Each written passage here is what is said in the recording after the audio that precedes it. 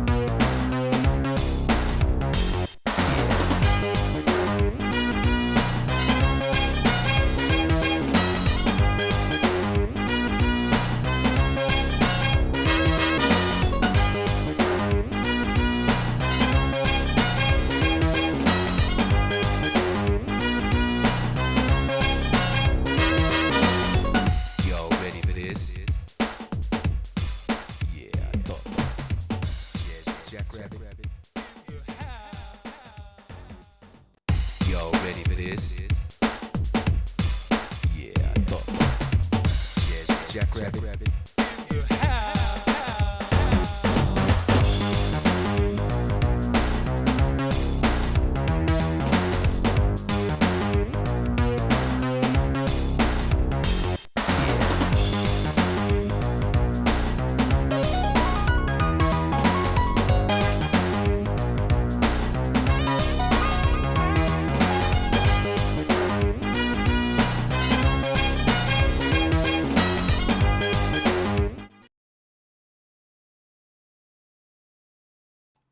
Alrighty, hello everyone. Welcome to another stream.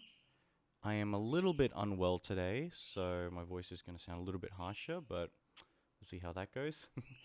What we're going to be doing today is we're going to continue with the Pokemon vs. PALWORLD animation, and I'll get a bit more into what we're doing in a bit, but for now, what we're going to do is I'm going to make a puppet, and then I'm going to work on 2 more shots, and then if we have time I'll do a bonus shot today, and yeah, we'll see how we go from there.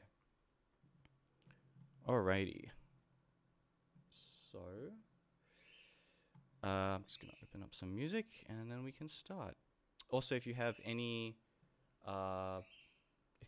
questions, please put them in the chat and I'll try and answer you if I can, and yeah, we'll see how we go.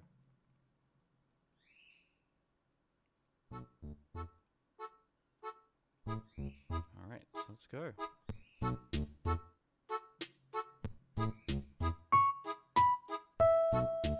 mess with some of my audio settings. Give me a sec. Okay.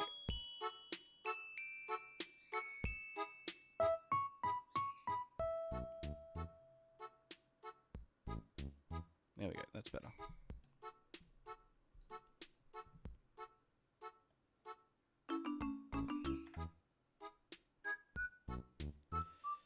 Okay, so what I'm doing at the moment is I'm just going to create a puppet of the PALWORLD character. This is just a base template of a character that I made, just to get an idea. He's not going to have the same hairstyle, but he's going to wear similar armor, and then we'll see how we go from there.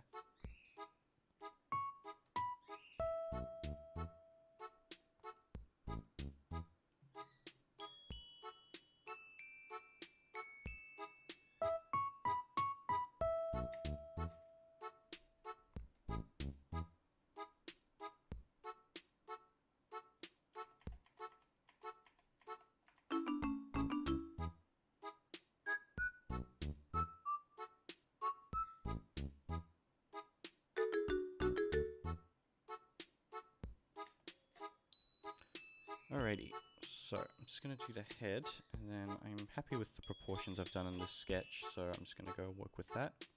It's just a head that needed fixing slightly. At the moment, I'm making a puppet of the survivor or PALWORLD character. The PALWORLD trainer, I don't know what they're called. Making a puppet of him, which is essentially just a version of the character that I'm able to move around and make move without having to draw it every single time. It just makes my life easier when animating him, but yeah. And then after that, I'm going to be drawing or animating 2 shots from the storyboard that don't have any dialogue in them because I haven't recorded any voices yet.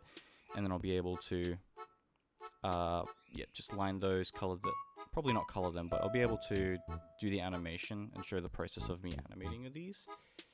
But yeah. Oops. Okay.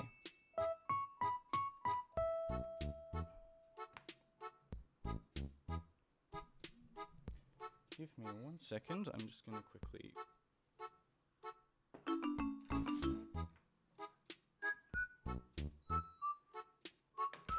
Alright, there we go.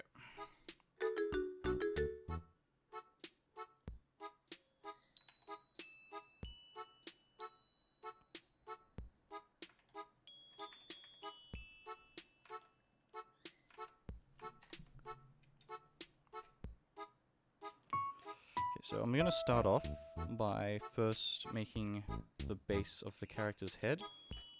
In the last stream that I did, I actually made this guy. So I'm going to do the same, but for this character.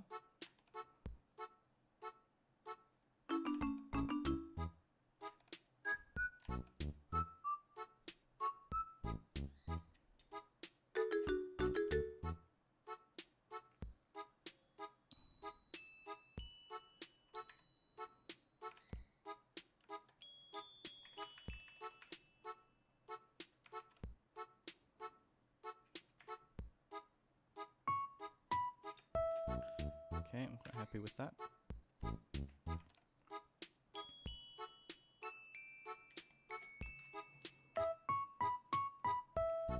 Just gonna grab that color, and there we go. Just edit it slightly just to make it look a little nicer. There we go. Okay. I'm just gonna call them Survivor for now because I don't really know what else to call them.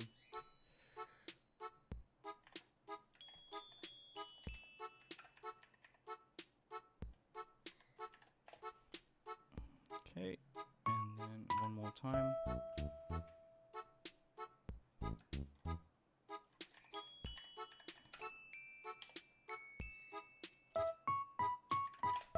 So what I'm doing at the moment is I'm putting everything into what Animate calls graphics, and they're essentially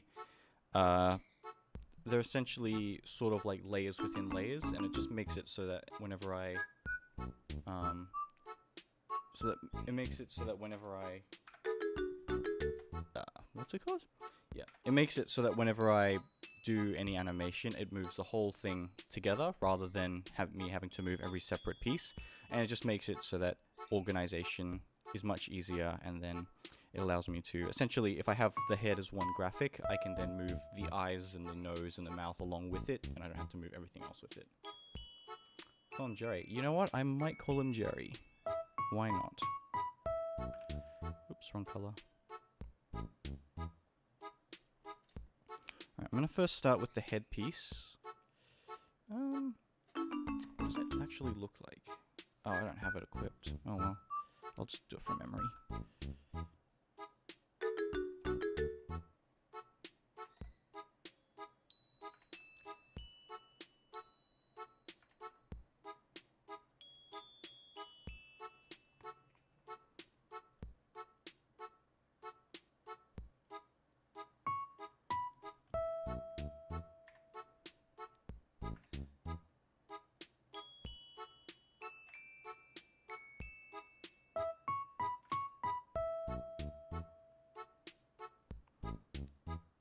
Okay, let's go ahead and add the decal things.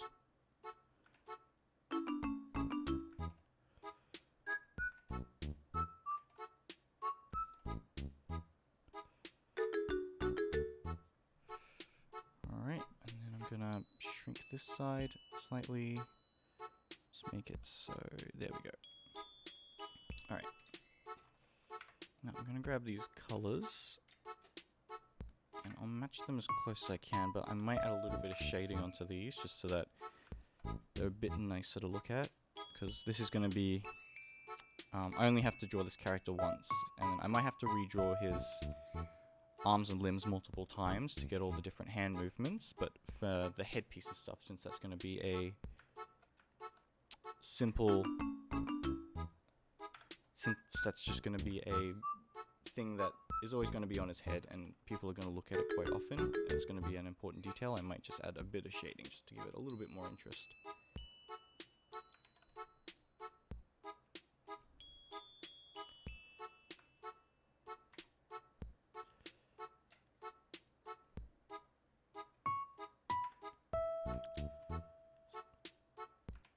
A little bit of shine as well. So there's a metal headpiece.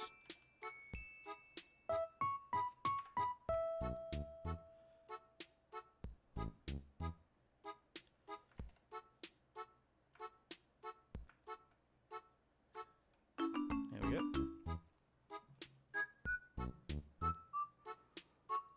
Alright, now I'm going to split the hair into two pieces. I might give him some back hair as well.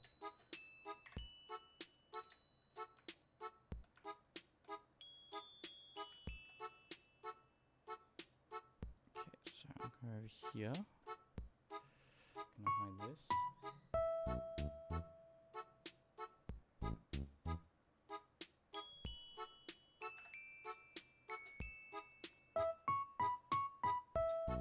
Then I'm gonna just start doing the back of the hair. Okay, so it's gonna go up like this and around. Oops, that was bad.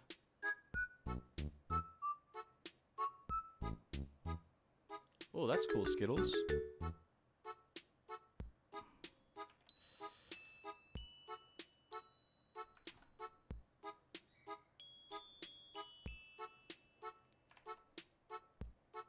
Animation is a lot of fun. If you have any questions regarding animation, I'm happy to answer them as well.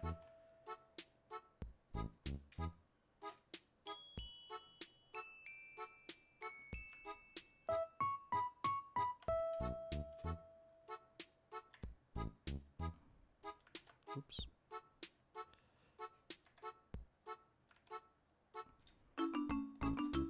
Okay, I'm just gonna go ahead and add a few little spikies to the back of his hair. Alright, and this will be the back.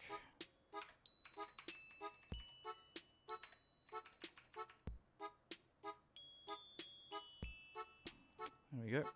Alright, just gonna quickly grab that hair color. And do a few extra things.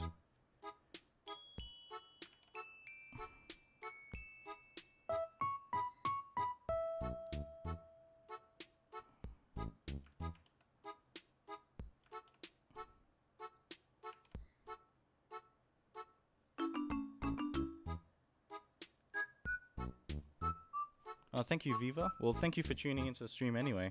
It's good that you're here.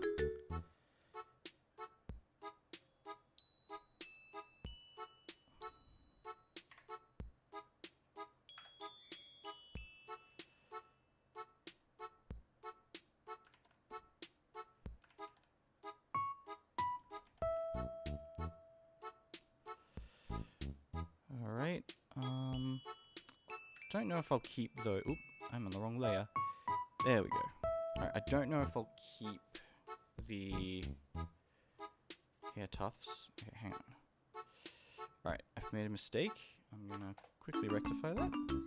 Or fix that up. Whoop. There we go.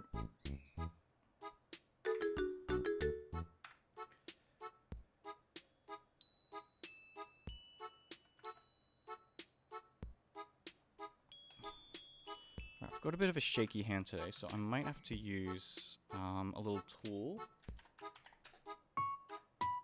that will just help me get my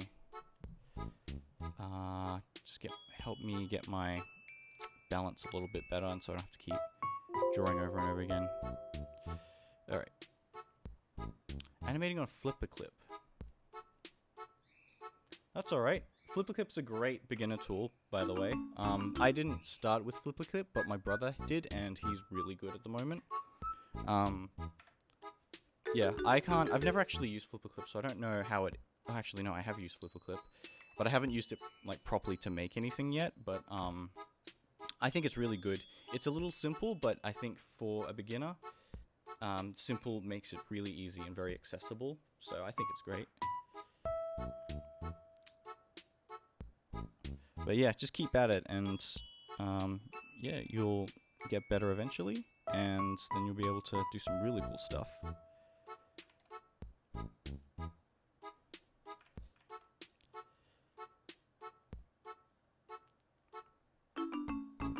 Okay. There we go.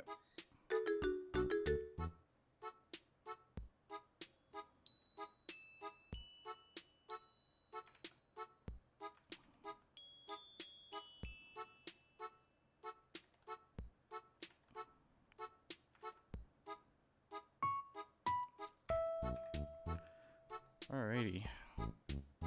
Let's see how this looks.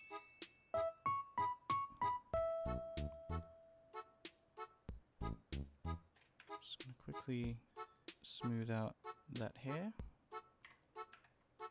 And then there we go.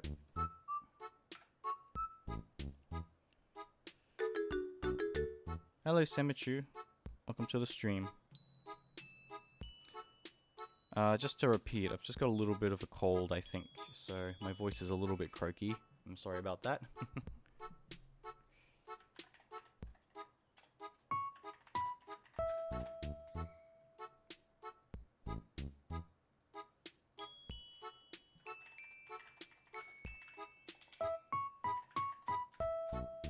Okay, and I think what I'll do is I'm just going to be a little bit lazy. And, oop, I copied the wrong layer. I'm going to be a little bit lazy and just copy this hair over to the other side. Gives him, just give him two sides to the same hair. There we go. Nice. Oh, thank you. It's not the worst, it just affects my voice, which sucks as I've got a stream, but oh well, we'll see.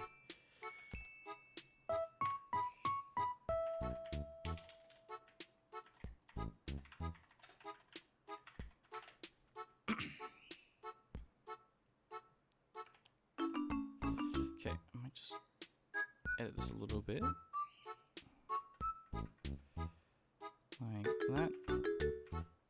Alright, and let's go move on to the eyes.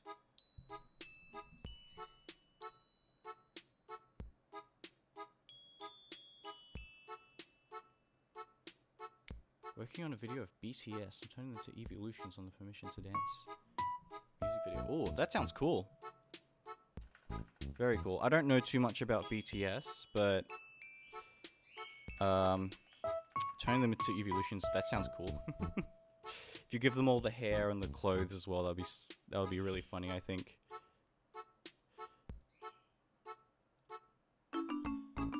Okay, you know what? I'm going back on my decision. I might have to make another hair for this guy. Yeah, I might have to make a separate hair layer for this guy on the back. But I'll do that later. Let's go ahead and do the eyes.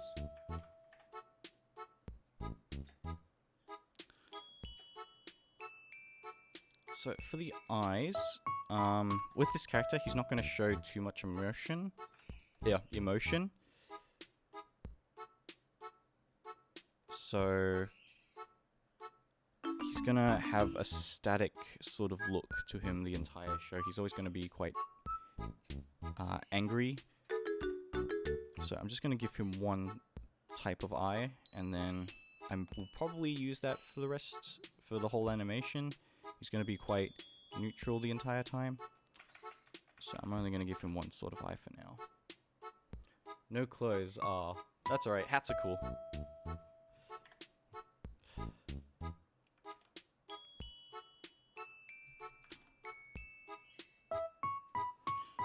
Okay. And then...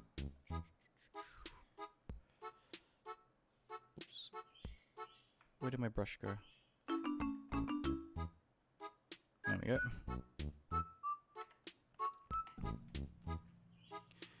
So I'm just going to go ahead and turn this into one eye.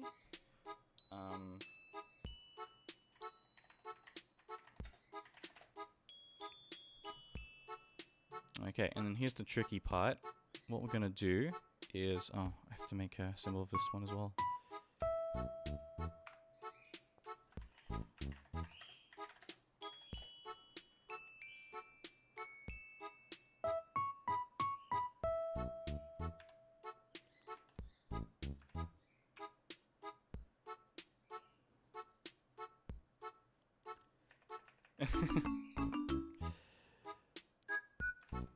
That's funny. Yeah, unfortunately I'm stuck with this accent. I think it comes out more when I'm a bit sick, because it just sounds a little more groggy and groany, so the accent comes out a bit more. But I think when I'm a bit more excited I can hide it a little bit better, or when I'm trying to hide the Aussie accent. But oh well. Okay, so when I do eyes, what I like to do is I'll use a mask. So what I can actually do is duplicate the symbol, and instead of having the whole eye, I just select the whites, and then I just turn down the opacity to about 50%, usually a bit high. I'll do 20%. And then if I set this as a mask layer, what happens is I can, there we go. What I can do is go ahead and make a pupil. So I'll just do a basic round one for now. I might change this later, but for now I'm just going to go do this.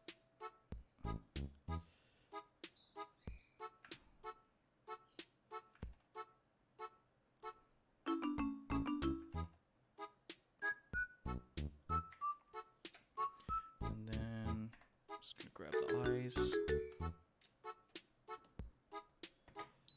I can call this a pupil now. Okay, and then look at that. If I hide all these layers, the eyeball stays, or the pupil will stay within the eye. Like that. So yeah, that's what a mask does. It's pretty cool. Just makes it so that I don't have to constantly cut off where the eye touches the, where the pupil touches the sides of the eye. I can just keep it in one spot all the time.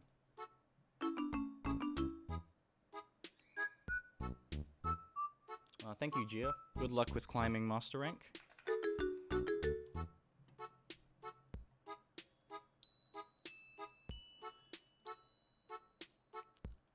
Okay, did I put 2 of these? I did. Alright, so I'm gonna undo that. Let's go back and put this up here. That was a silly mistake. Okay, let's put this here. And I'm gonna do essentially the same thing. So I'm gonna copy this symbol, put it on 2 layers above, duplicate it, and there's gonna be a second eye. But I'm gonna put mask at the back of the name. Hello, Arm. Welcome to the stream. Just gonna delete the rim and just select the eye whites. Turn that to 20%, and then I'm just gonna copy the pupil over because I don't want to have to draw 2 pupils. I'm just gonna slim it down a bit. Put it over here. I'll have them looking towards the camera, so I'll move this pupil up as well to about there. Okay, gonna call this a mask, put this as a mask, hide all these, and there we go. We got eyes. Okie dokie. And I'm gonna go ahead, just quickly do the nose. Oh, my tablet is very bad today. Look at all these lines. Gosh. It's like, there we go, there's a clean one.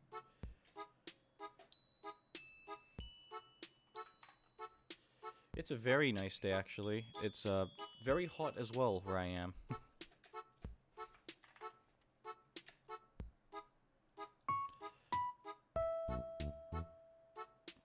Can I make his hair a little bit shorter? Alright, let me just quickly grab... Okay. Just wanted to see what I did for that nose. And then do something similar.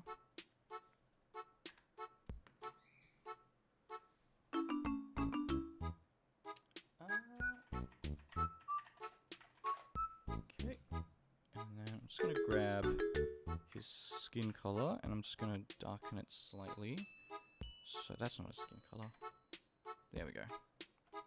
So I can just get a shading tone.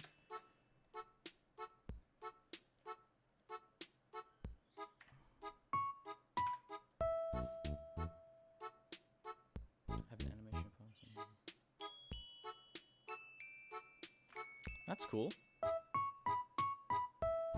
I haven't actually played any of the Paper Mario games, so I don't know what they're all about, but they do look like fun, and I should probably get into it at some point.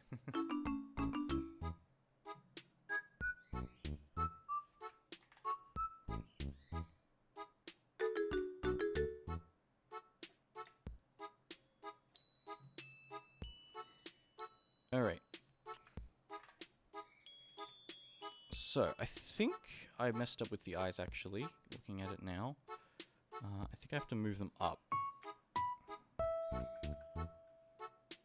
Definitely gave him an extra large forehead, which I did not mean to do.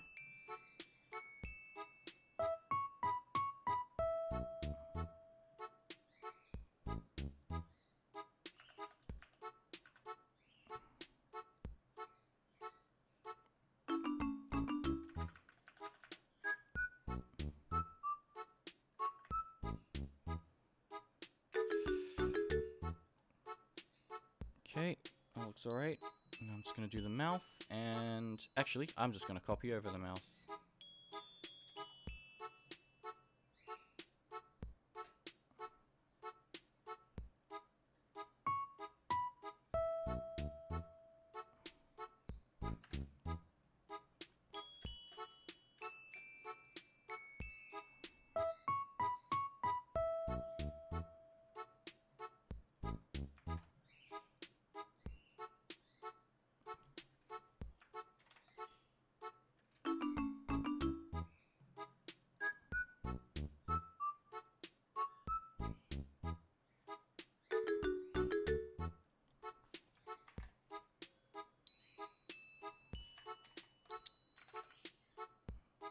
forward slightly, and I'm just going to shrink it. There we go. Alright, lastly, I'm just going to add eyebrows, and then he'll be done.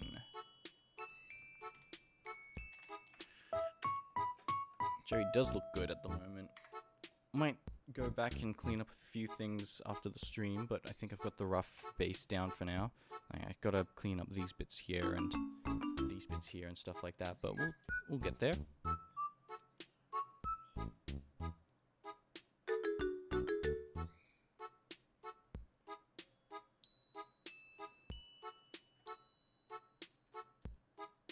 Okay.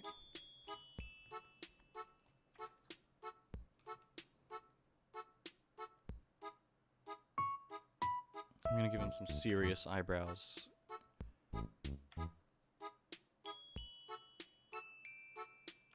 Almost. There we go. Just clean it up very slightly.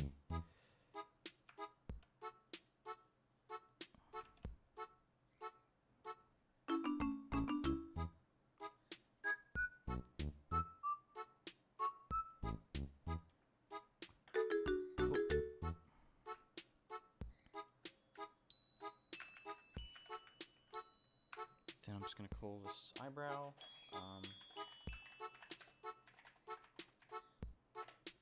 Okay, I'm just going to copy it over to the other side.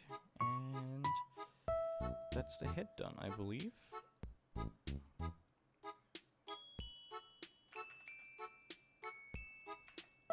I'm going to fix the back eye a little bit. I think it's a little wonky.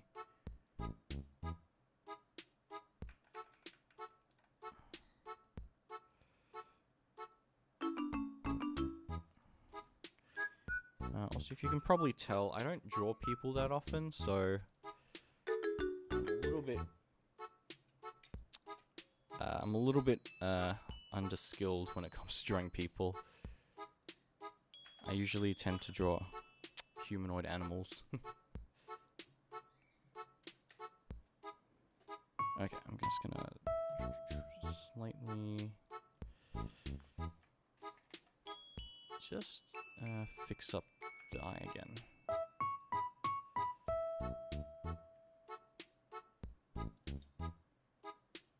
Okay, I think that's good. Yep, that's better. Alright. Cool, so that's the head. Oh, I forgot to do that. There we go. Oh, right, back here. Let me quickly do that as well.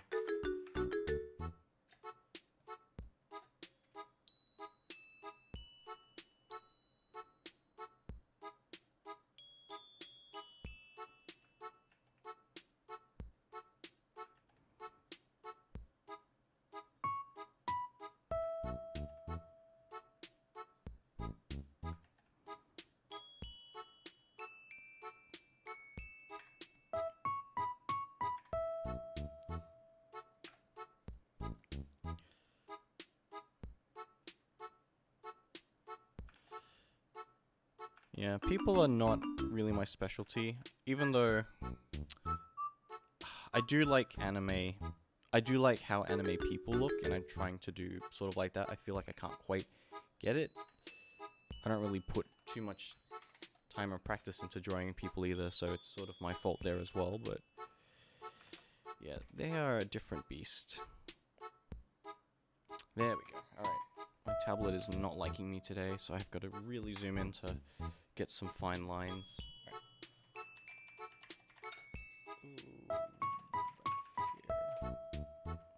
Alright, cool. That's the head.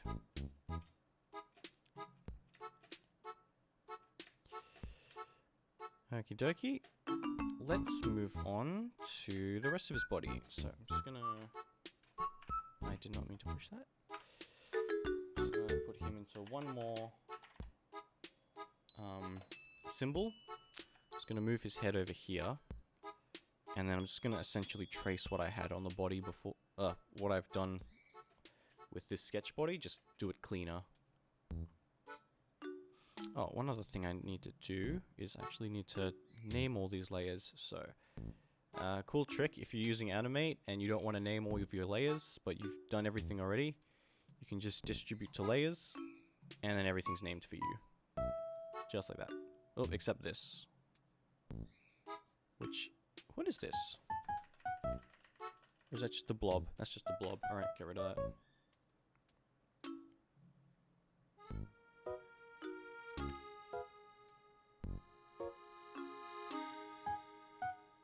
And everything's named for you. Cool. Alright. I'm currently drawing... Well, I'm on a computer using Animate, but I'm using an XP Pen 22 Pro, I believe it's called.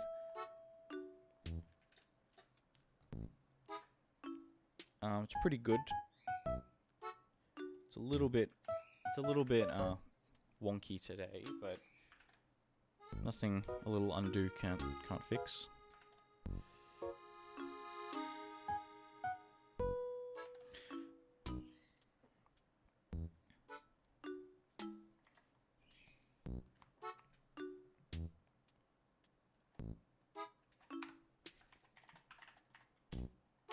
Oops, caps is on.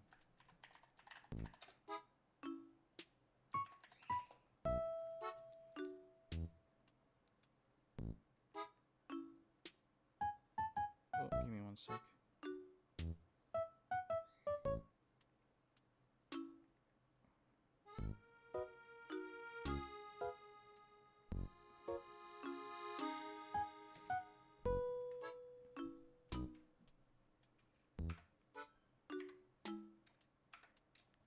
Okay, I'm gonna have to... Okay, I'm gonna do these fluff bits now.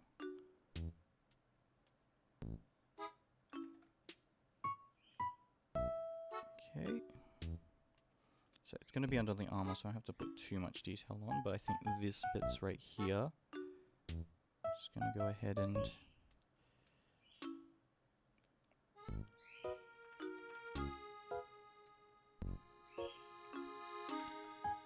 give it a little bit of tufts right here.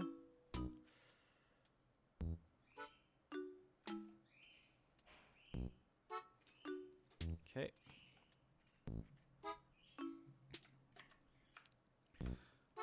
Oops.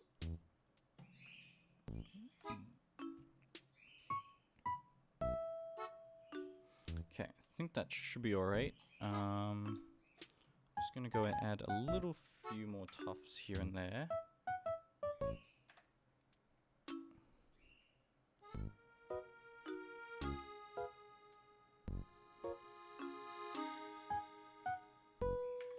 And then just get a bit of a darker tone.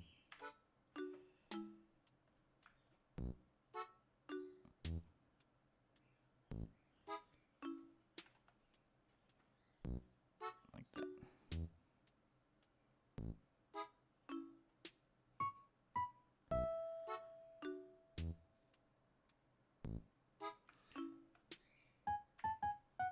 Yeah, fluff is very difficult, especially if you're doing frame by frames, because you got so many bits and bobs to look up. You got so many like little tufts that you have to keep track of. Yeah, I don't do fluff too often as well, but like if you just do it statically, copying pasting fluff if you just want to give off the fluffy texture, then it's usually not too bad. But yeah, hair and fluff can be a big issue if you're doing frame by frame and want it to look good. And if you want to try and get those simulations down. Pro tip for that though, what you can do is, if you've got something that with very long hair that sort of flows behind a character or stuff like that, what you can actually do, draw the base of the character first, so essentially what it looks like without the fluff, or just the bits that will not have any moving fluff, quote unquote. And what you can do is, after you finish animating that, you can go ahead and draw the tufts of the bits that do move, and just go along it. Just go along your drawing and essentially move those fluff bits individually, but just do all of the parts one by one. So instead of drawing the whole, just say you've got a head of hair.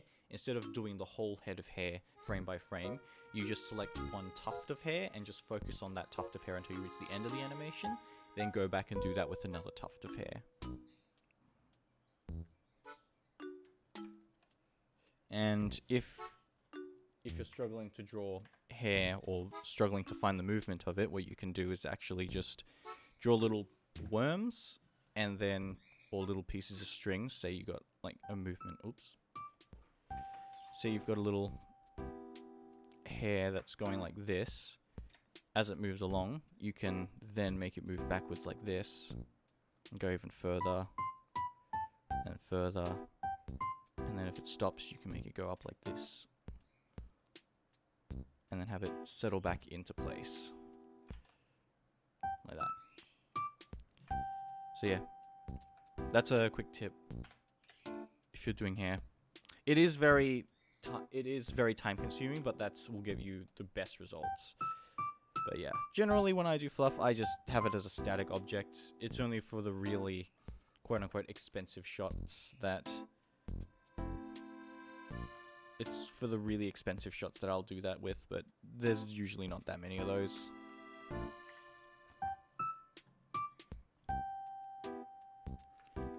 Okay, oops.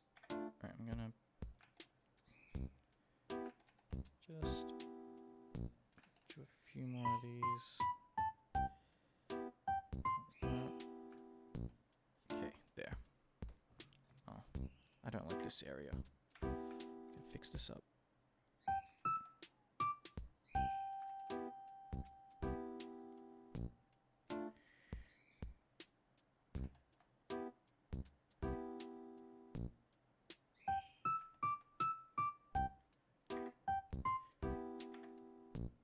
If any of you have any questions regarding animation or even things like games or movies, I'm happy to talk about those as well.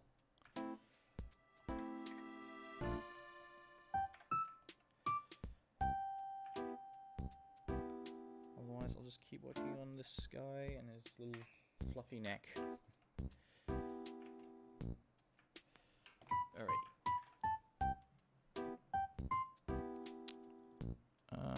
Okay, I think I'm just gonna skew it slightly. There we go. Okay.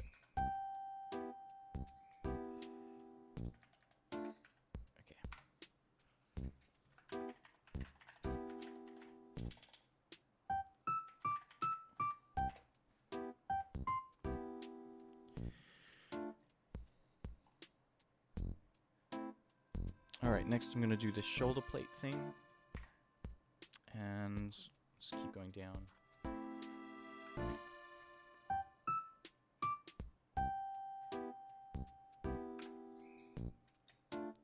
Yeah, if you do the line thing, even though it'll take a little bit more time to get your finished animation, it'll just make it much easier and much simpler for you to visualize it just from a single strand of hair.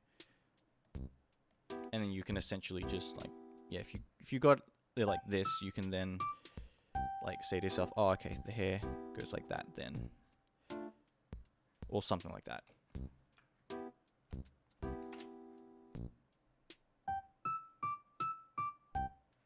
I made a headbang emote for someone. It took 15 hours.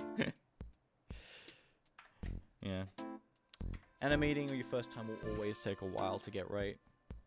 But hopefully it came out nice.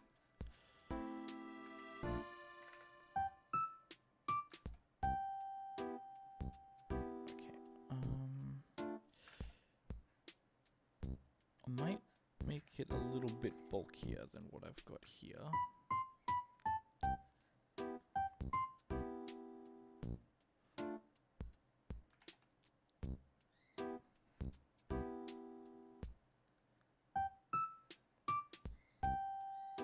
Okay, that rounds off like that. That's pretty good.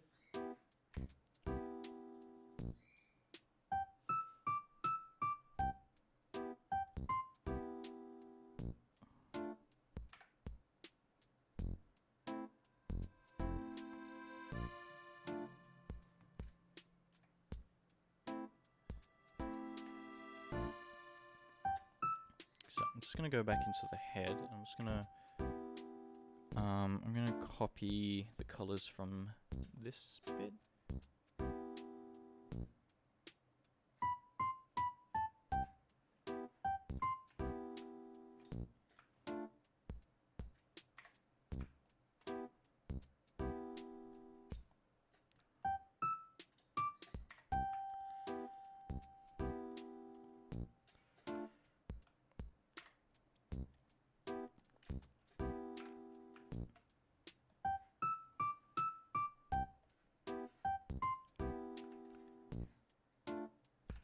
Just gonna add a little shine here. There we go. So let's make the movement more smooth. Yeah. I'll give you a tip with if you want to animate something that looks really smooth. Quick tip: don't worry about doing too many in-betweens. The most important frames of an animation to make it look smooth is not all the in-between frames. It's usually actually the starting and the ending frames. If you have a really strong start and a really strong end on your frames, you'll find that your animations actually tend to look way smoother. Because essentially what happens is if you have a start frame and an end frame that are, what do you call it? That are like the main, they're the main thing that your brain captures. The in-betweens, although, unless you've got a really slow moving thing, like a really slow head turn or something, the starting and the end frames are the most important with most sort of animation. Like, I'll usually put very little effort into my in-between frames, but my starting and ending frames are always the most important ones that you have to get right.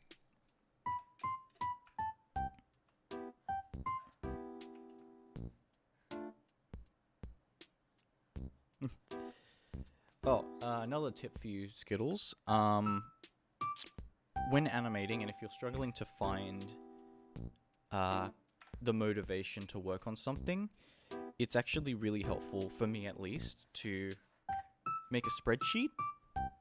It sounds really dumb, but if you've got sort of ADHD or something that's similar, and you do find it hard to start on a project, and you're finding it that you're either not motivated or you want to always start a new project, I find that it's always good to make a spreadsheet just in Google Sheets that lists out all the shots that you have, all your jobs that you have to do, and if you just go in day by day, just check off one or two of the things that you want to get done for your work that day, and then slowly, just day by day, you'll slowly see that list fills up more and more. Because I'm very similar to you in which I always start a bunch of projects, but I always find it really difficult to follow through with most of them. But I think especially since starting to upload to YouTube and stuff like that, I will always make a list, and I'll always make a list and make sure that I can get a certain amount of jobs done each day. And that goes with just all my projects, whether it's a big project or a small project. But yeah. Do your projects out of spite. Oh dear. Well, maybe that's your motivating factor. But I'm not here to judge.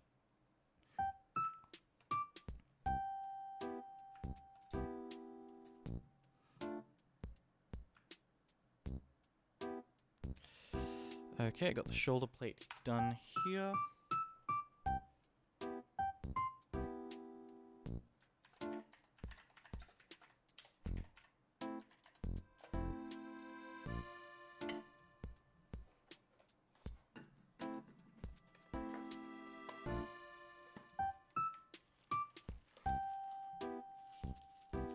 Alright, give me 1 sec.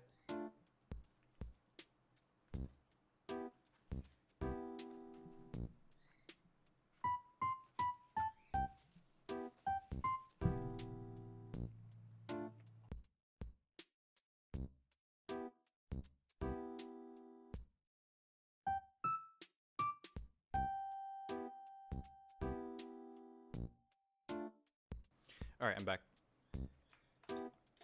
Cool, so now I'm going to do the arms. Do I want to do the arms or do I want to do the body first?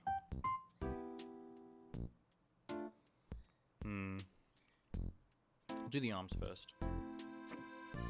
Oh dear.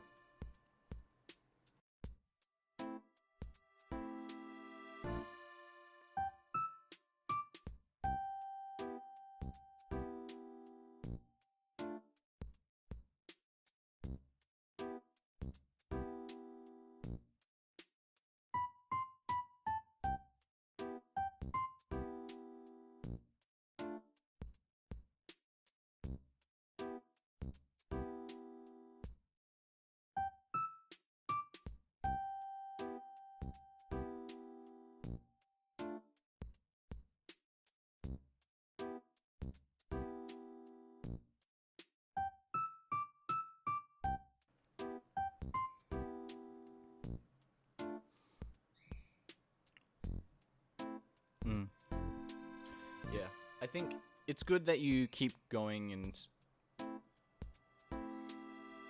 I think it's good that you sort of keep a list of the things you've got left, but I think it's always good, instead of keeping a mental note of what you've done and having to rewatch it to sort of confirm it, it's always nice to have something that you can quickly pull up. Yeah. Yeah, I always find that it's nice to have something that I can pull up to see how far I've gone, rather than having to keep a mental note of what I've done and what I haven't done. I guess because I work on longer projects as well, it's nicer for me to do things like that. Okay. Alright, that's the form. I'm just going to make sure this actually works.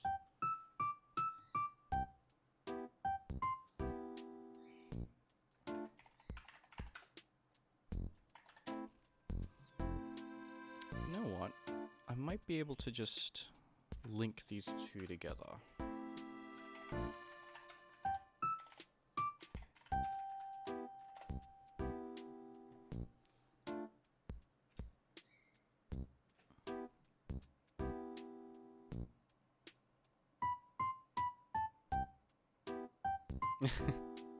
Oh dear.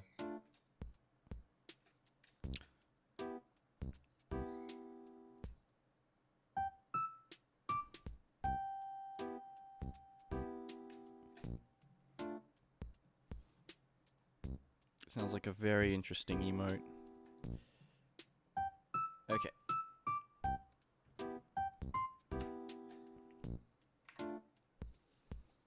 I'm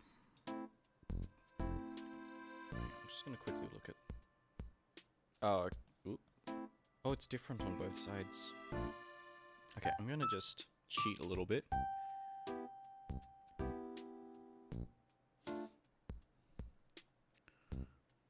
Well, that's good. If your brothers like it, then yeah. Just make sure you like it as well. But if you're like me and you're just never satisfied with anything, then do your best. Alright. I'm gonna be lazy. I'm not gonna bother drawing the plate armor that's also on this arm. I'm just gonna have a simple sort of just leather look to this one. Oh, that's good. If they're saying that it's the best thing, then I'm sure it's really good then. Okay, let's just close it off like that for now. Oh, that's good. If you're always satisfied with what you do, then that's great going into animation. Yeah, I'm quite different. I always look at my stuff and I'm going like, I could always do better. There's only like 1 or 2 animations that I'm proud of to this day. But yeah, I always keep trying to improve myself, so I'm nowhere near a top level animator as where I want to be, but I'm always quite satisfied with what I can do. But I do always know that I need to do better. Or I always like having the mindset of I can always do better. Which is also why it takes me forever to release anything. Okay, I'm just gonna stretch his arm out slightly.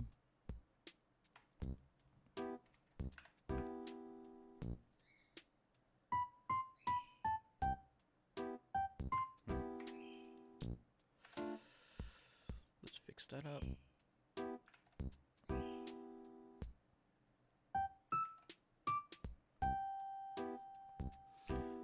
Okay. He's just got gloves on, doesn't he? Yeah, gloves with like little bits. Alright, that'll be easy to do. Alright, I might not follow how PALWORLD has the character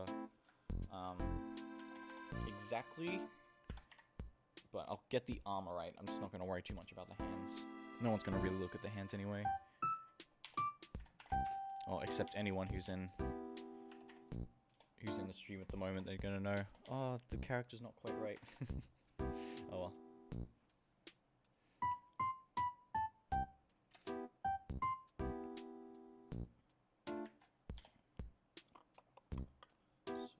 What's this before?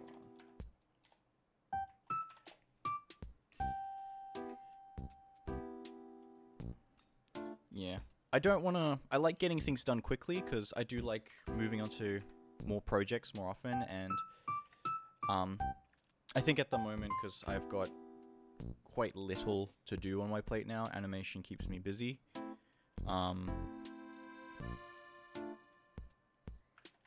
It just helps to keep my brain... Okay, I can't do hands, so I'm going to have to sketch this one. Animation keeps me busy, and I do want to turn this into full-time work eventually, if I can, but I think unfortunately that means you have to post as often as possible to keep YouTube happy, so... I like the motivation of getting things done quickly, even though I can't always get my work up to the standard that I would like for more professional things. Like, I would never do this sort of quality for my professional work. I'll always try and put 110% into that, but I think for YouTube and making silly short animations, well, that's the other thing. I love doing fight scenes. I love doing action. Not many clients will ask for action, so I use YouTube as an excuse to do more action animations. But yeah, I always try and get these. I always try and spend at least 3 months maximum on every project. If it goes over that, then I try and wrap it up as fast as I can. But yeah. Hands suck. That's why I like drawing animals, because I just draw paws. Or claws, and it's so much easier to just understand and get around.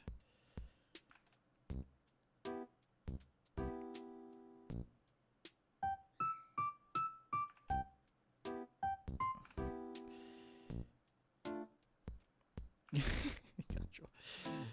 Alright, there we go. It's got like a metal thing over it, yep.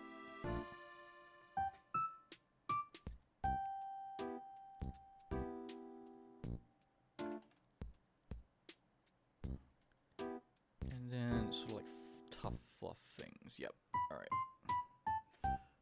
That's a good divider. I'm gonna use the fluffy things again as a divider for the hand.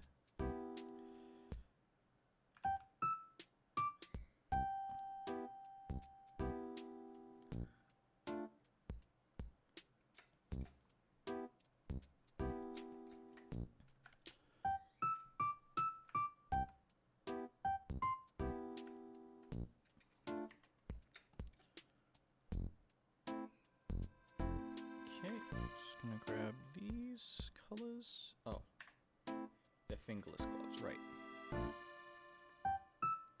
There we go.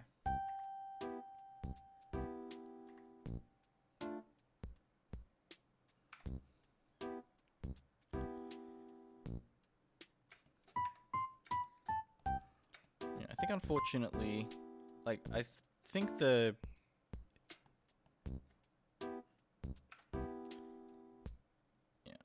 with YouTube prioritizes a lot more longer form and daily videos. Like, I think you can grow your channel really quickly just by doing those, but with animation, you just have to be really lucky. Well, from what I've known so far. Like, I don't have many subs at the moment, but I do want to grow, but I feel like I've got to make a lot of I think for every good video that I do, I've always got to make, or for every like high quality, say this PALWORLD one, I would put as a high quality video. I've always got to make like 3 or 4 shorts and or quick videos in between, which I don't mind doing those, but I do want to keep making. I want to put all of my effort into the high quality ones, but I just can't do that. So I've got to pace myself with releasing a few shorts just to keep the algorithm happy. So yeah, I've got a few shorts in mind that I want to do. Oh, caps lock.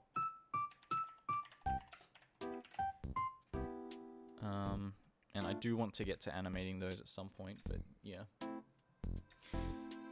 Yeah, I was really happy with what I finished in the, what I did in the Mewtwo one, but I think I wanted to vary my shots a little bit more with that one. I was pretty experimental with the 3D backgrounds, as I've never really done anything like that before. But, yeah, part of me wanted to... I wish I had a few more interesting shots with that one, because I think in a lot of my past works, I've used quite a few more interesting shots to vary how fight scenes look, because I enjoy watching fight scenes that use very interesting shot compositions or different angles, but I find that I didn't really have the time to really go in and try and, excuse me, to go in and try and like fix up some of those shots to make them look not better in a way, look more interesting in some ways.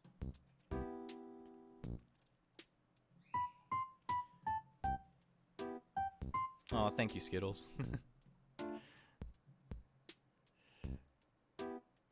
But yeah, I do want to make, like, even though I'm really proud of the Mewtwo one, I do have plans to make even more crazier fights in the future. Okay, why are there 2 heads? What have I done? Yeah, I want to make crazier fight scene animations, and I really want to go overboard with the action when I can. I'm trying a few things with this. This animation will also be quite action-based, but less in a serious sense and more in a comedy sense.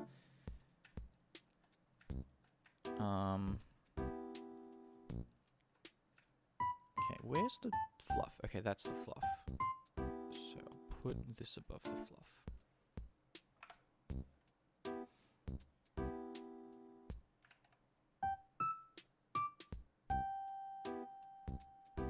Okay, I'm just gonna hide all of these.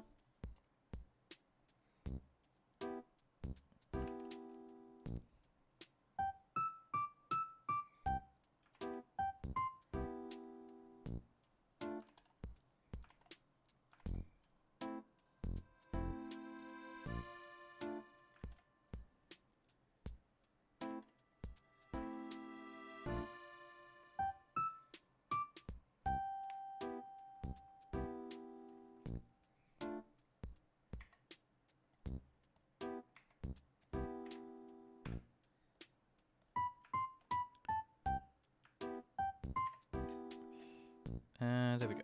Alright, cool. Yeah, that's alright. It keeps me... I have to be entertaining somehow, so... I'll talk to anyone who asks questions. We have people just here to vibe, or they just want to check out how I'm doing. They don't need to interact if they don't want to. But yeah, interaction is fun. Gives me something to talk about while I work.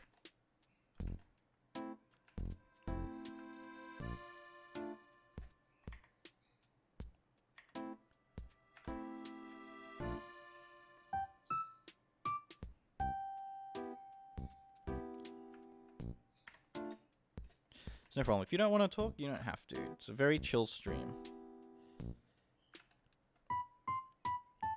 It's just me working, showing you how I do stuff, essentially. I will need to take a break in a sec though, because I do want to get some water, because I am getting a little croaky now. Oh no.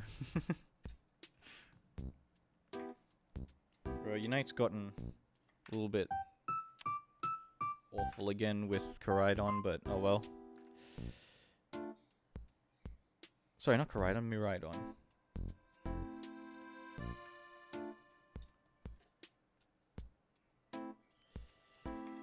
Yeah, I still play it sometimes. I'm not picking it up as much as I was before. I think, funnily enough, I think as soon as the Pokemon Unite video released and I just got a bunch of views, I was like, oh, cool, people actually watch my stuff, so I've actually got less time to play games.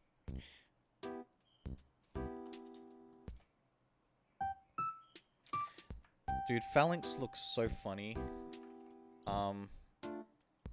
I like how they actually do split off. I think that's just really funny. Yeah, same. I'm also playing with Goodra at the moment. I don't know if I just get matched with really bad teammates or if I've fallen so far down the ladder. But I find that I have to carry every game with Goodra, and I think when you're the main DPS as a Goodra, I feel like something's up.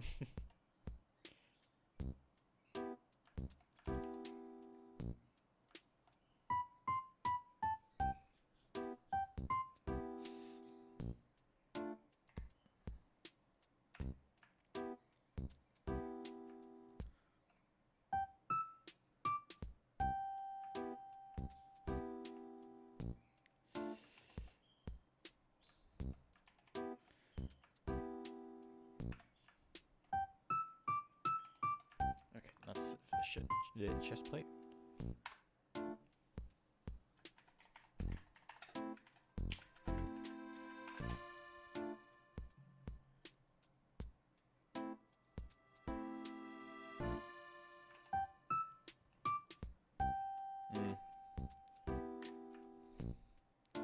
I think I always take huge breaks in between playing Unite. Like, I'll play it for about a month and I'll get off it for about a month and I'll come back. I always get the like they keep giving me the 7-day login bonuses, but I feel like whenever that is active, I just constantly get matched with bots. And it's so annoying. And then, like, even if I lose a game against like real players, I feel like I'd still prefer that over playing against bots, because I just find bots is just a waste of 10 minutes.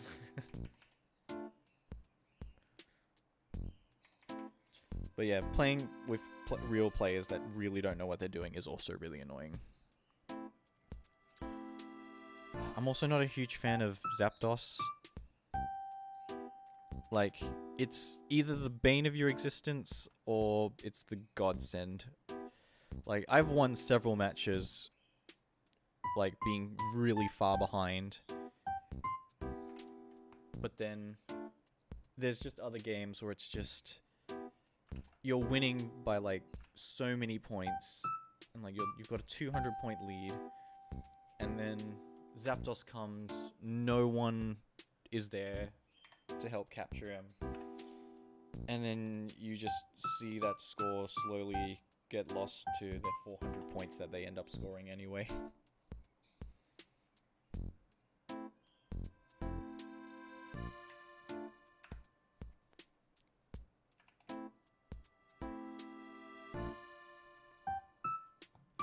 Alright, I'm spending way too much time on this chest plate. I'm gonna move on.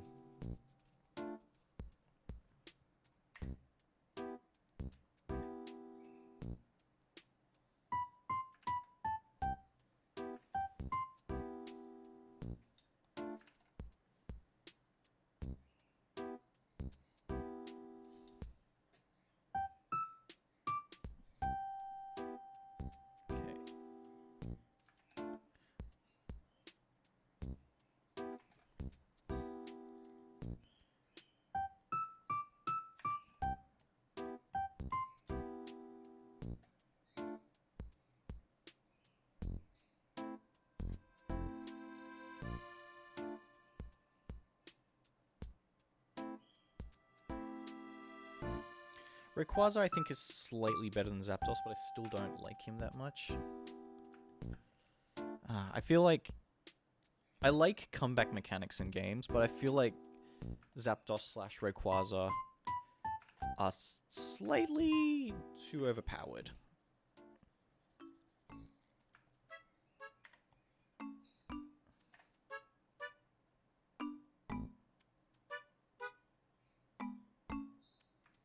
Yep. Speaking of Unite, I did see like leaked footage of the Chinese version of Unite. And I did see the game modes and it does look quite interesting. Like, I would not mind playing a version of Unite like that. I don't know if it'll ever come overseas or if it's just a Chinese exclusive thing, but it does look very interesting.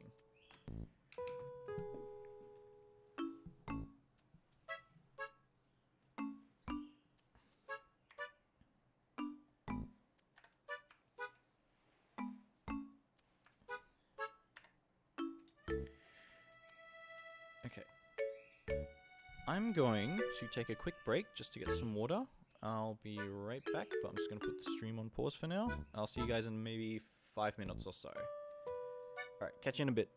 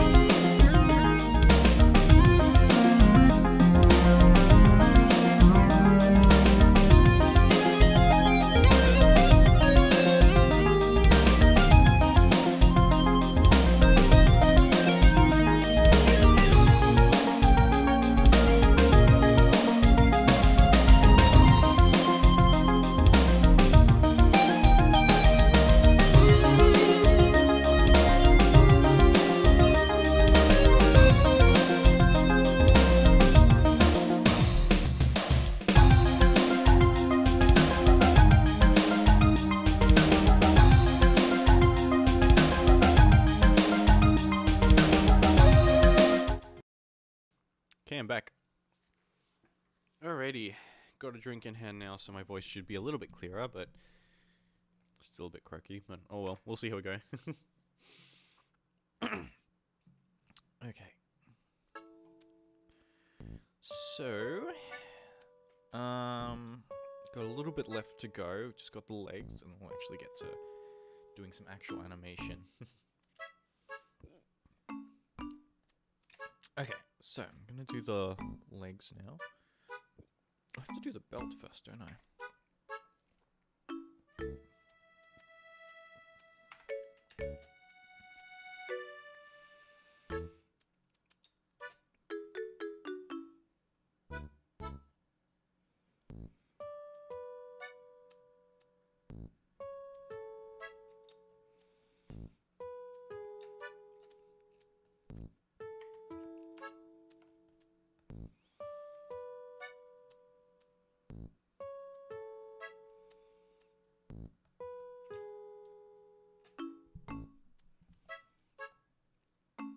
Okay, here we go. This thing. Awesome. Thank you. I am back indeed. I can see you guys chatting away. That's really funny. That's cool.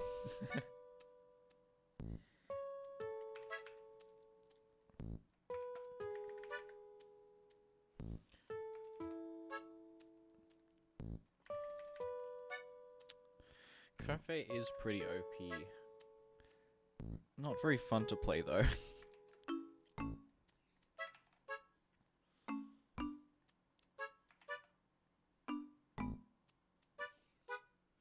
Oh, okay, you can enjoy playing it. I find it's... Nah, I won't say too much. I've only played it like 3 or 4 times, but I think I like doing damage. But I do carry a lot with oh man, I can't remember the name. What's the dandelion one?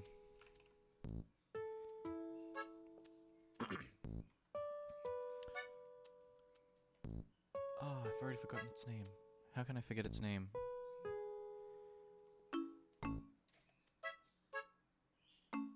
Whatever that one is. I like playing that one.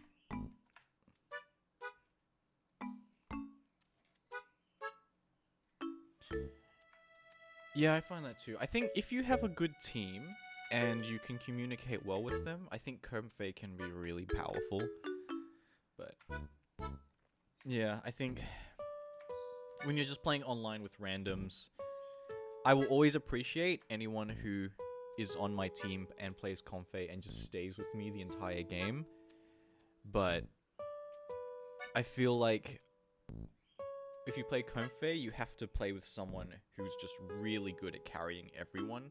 And there have been plenty of games where that happens, but I think when I play, and you're at the start... Oh yeah, Eldegoss, that's right, sorry. I forgot Eldegoss's name. It wasn't coming to me for some reason.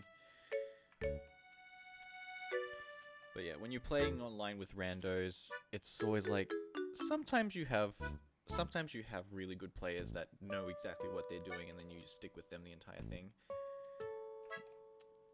Or, yeah.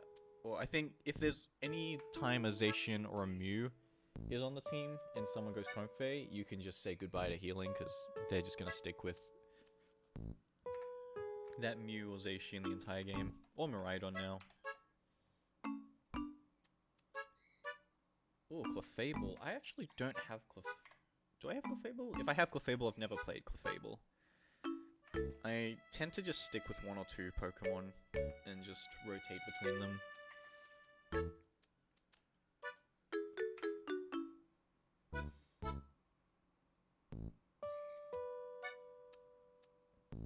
Ooh. Nice catches.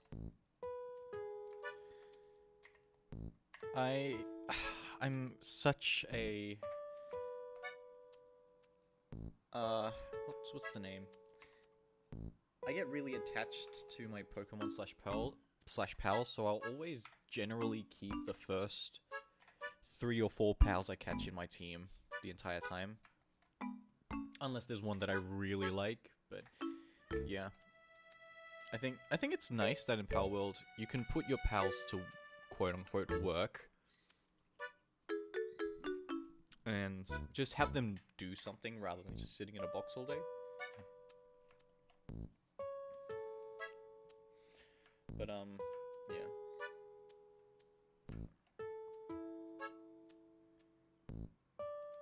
Ooh, Series X, nice. 60 to 8% win rate, that's really good.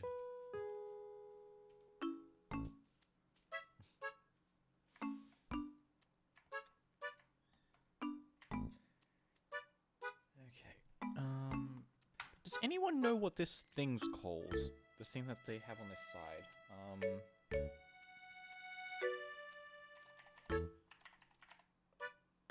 It's sort of like just a belt thing. I'm just gonna call it a belt thing.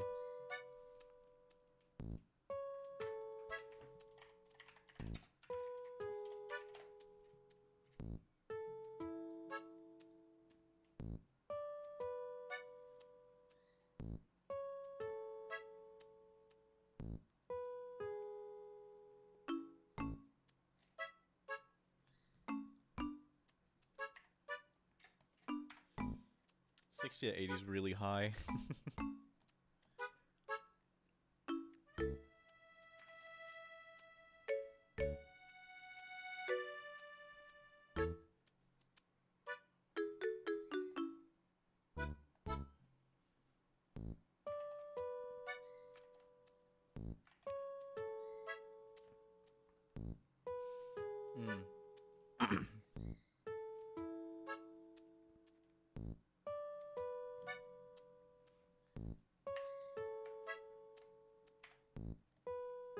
I think my highest win rate Pokemon's probably with Sylveon. I think Sylveon's the only... Oh no, I've got 2 Pokemon with ribbons. Goodra and Sylveon are the 2 that I play the most of in Unite. But they both have around a 58% win rate.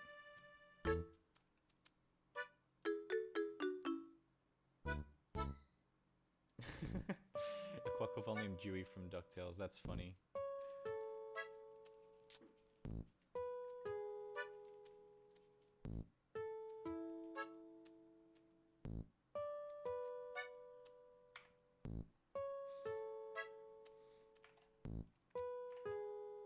I also went with Quackleval for my starter in, sorry, not Quackleval, I went for Quaxley in Scarlet and Violet. But I have a tradition where I always have to name my first Pokemon, or my starter I should say. I'll always name my starter Winkleflop. Don't ask me why, it's just the word that I came up with, and every single Pokemon that I've had has always had the same starter name.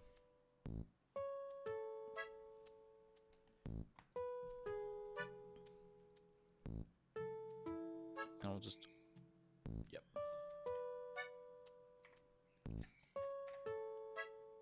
Okay, let's go ahead, do these legs.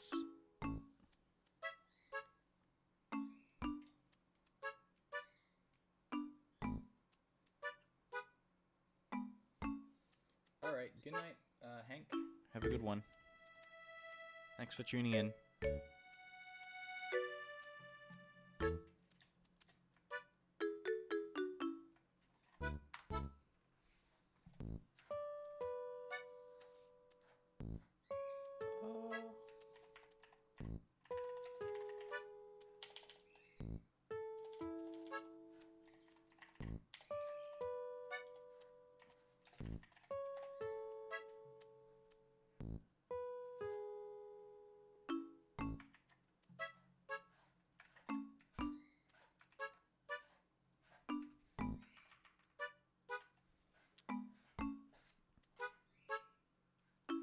Fair enough. The mainline Pokemon games are very particular. I mostly just play them to see what the new Pokemon are, but I feel like Scarlet and Violet was on the right track to be good. It fell short in a few places, and I think just the fact that it's on the Switch really hurts its performance. I feel like it really needs stronger hardware to get the full experience. But oh well. Hopefully the Switch 2 is good.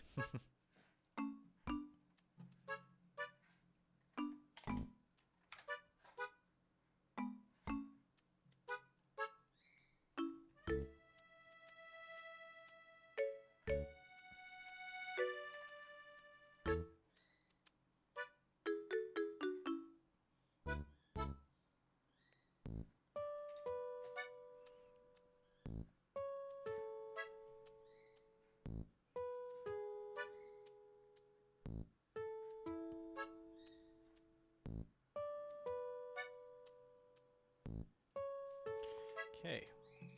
I'm just gonna grab the color here.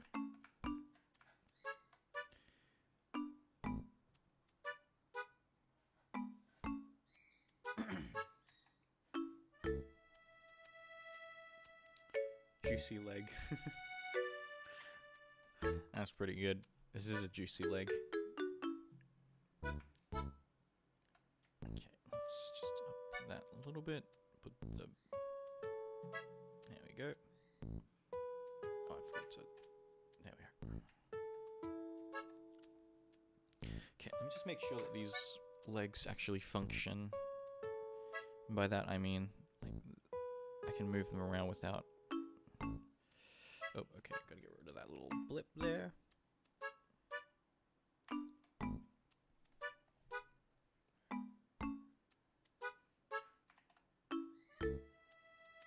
There we are.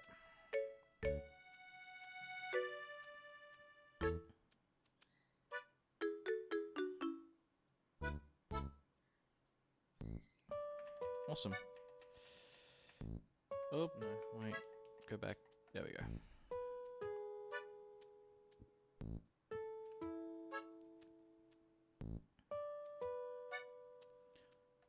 Alright, just a few little extra bits to go. I might make his waist a little thicker. It's looking a little slim. Give him some chicken nuggets. There we go.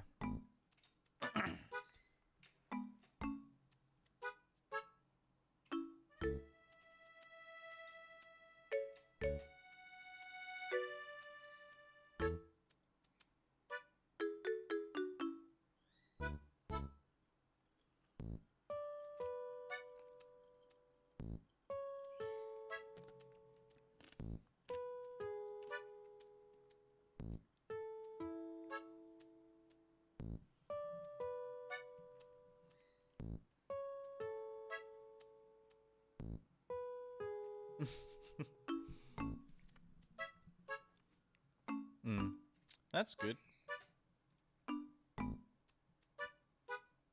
That's really cool, Semichu. Yeah. Supply those herbs.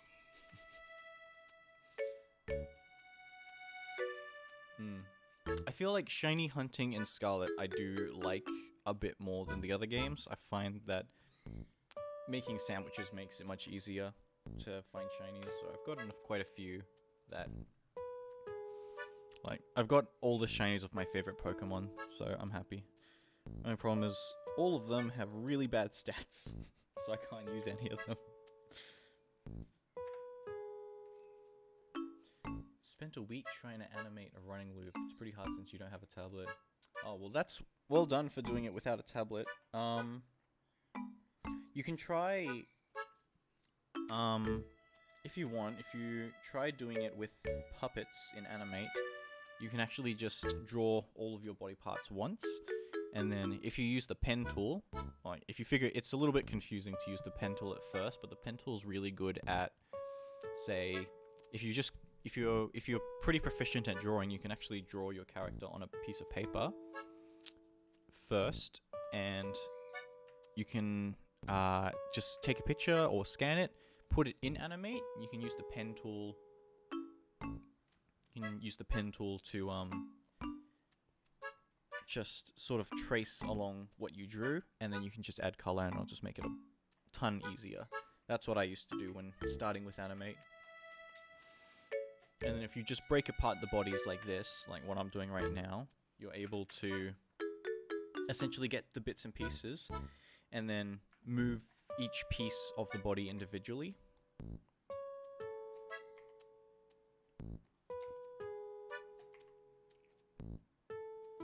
Yeah, that's one way of doing it. Yeah, frame by framing with the mouse is very difficult.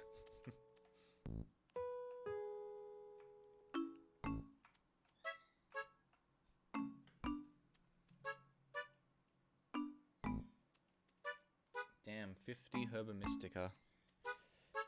That's a lot. I don't have time to grind, and I feel like anytime I try to... Every time I try to just play online... I don't have a huge friend group in Pokemon that's into Pokemon, so I usually just join up with randos, but yeah, the times that I always try and do the 5-star raids, and then we just end up losing. It's also just incredibly glitchy on my side.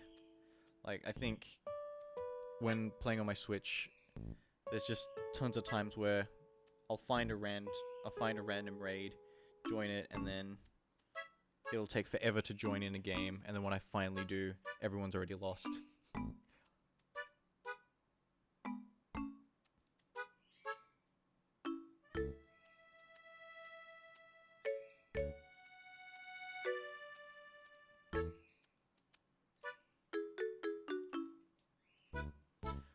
Amazon Fire tablet. I have not heard of that actually. But if you want to use tablets for computers, I can recommend getting an XP pen, because I've used quite a lot of XP pens, and they tend to be the most reliable and easy to use. They're not the greatest quality in terms of like line quality, but if you're happy with just having slightly shaky line art that's easily fixable, like you can always redo your lines, and then going in is not bad. But yeah, in terms of like drivers, XP Pen has the cleanest and most easy to use drivers. Wacom definitely is the top tier brand, and I used a Wacom for several years. And like the experience of drawing on the Wacom was really good, but it had so many driver issues. There would just be days where the tablet would just decide not to work, and would just be really infuriating, spending like 50% of your day when you're trying to get work done just messing around with your tablet settings, trying to figure out why it's not working. So even though Wacom is really good, just the driver issues are not worth it, in my opinion. XP Pen is way better in terms of driver. It's much easier to use. It's way more user-friendly and beginner-friendly and professional-friendly, I should say. But yeah.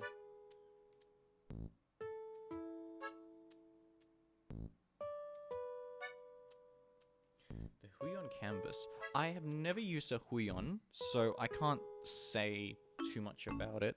But my friend did have one, and he said that it was good in terms of like visual quality, but he also said he had several driver issues and did not recommend it. But yeah, Huion canvas, if you want to bang for your buck, Huion and XP Pen are two really easy, cheap brands.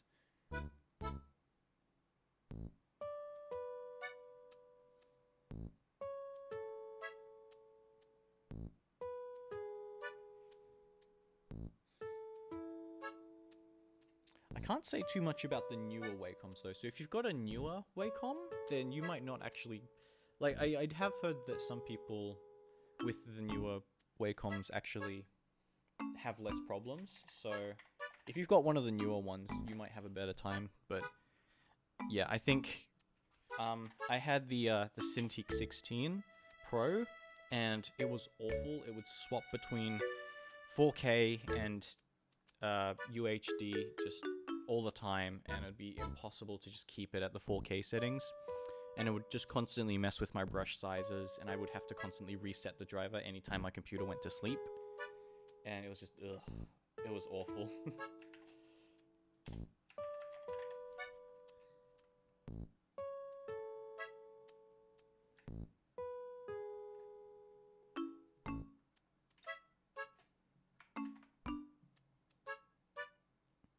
Yeah, 2-year-old ones are pretty new, but yeah, the Pro Series and the early Cintiqs were just... Ooh, they were interesting.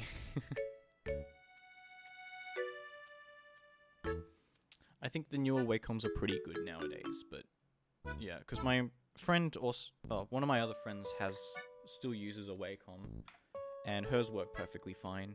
It's just mine for some reason.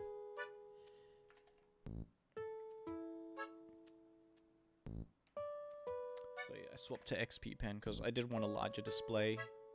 So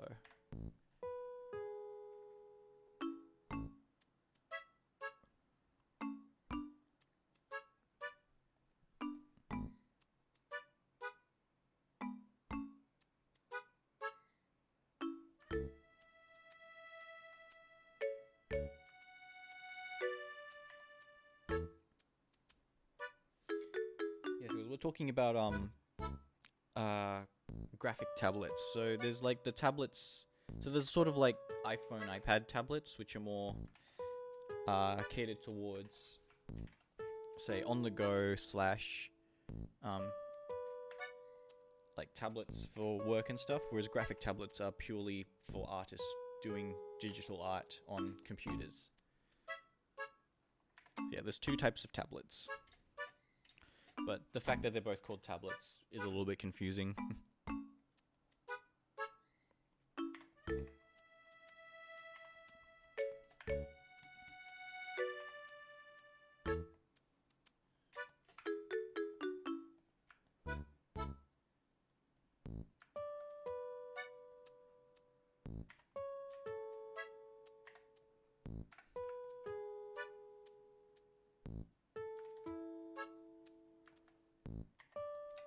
Oh dear.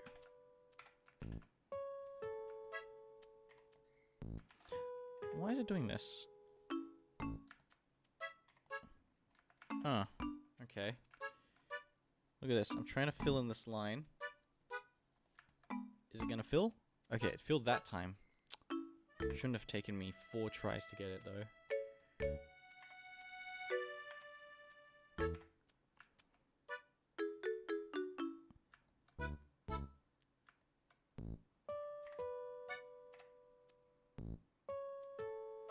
Alright, see you later. Oh, you're just gonna lurk. Okay. Well, have fun with your drawing, Samichu.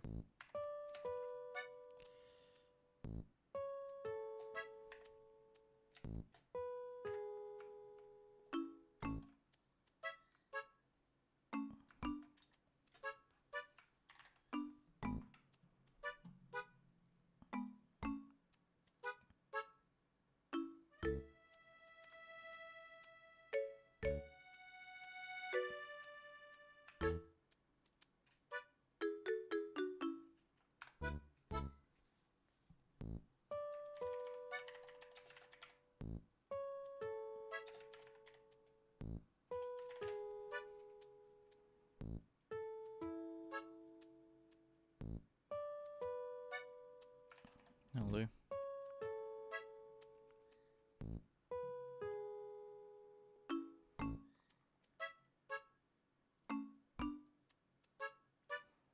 Okay. Lastly, I'm just gonna go ahead and do the feet.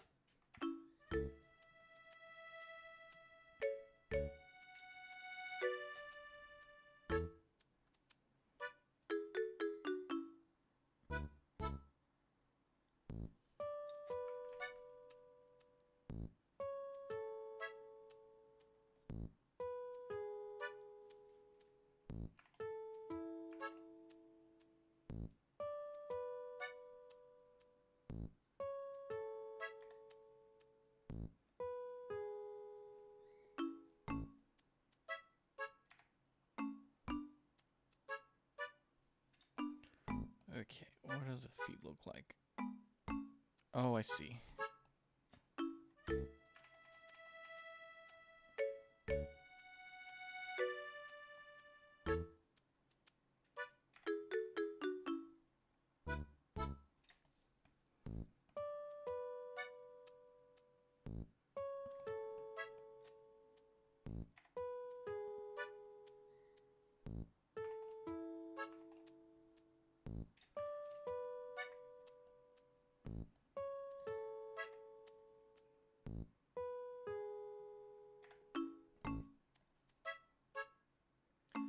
Perspective. Perspective is really difficult.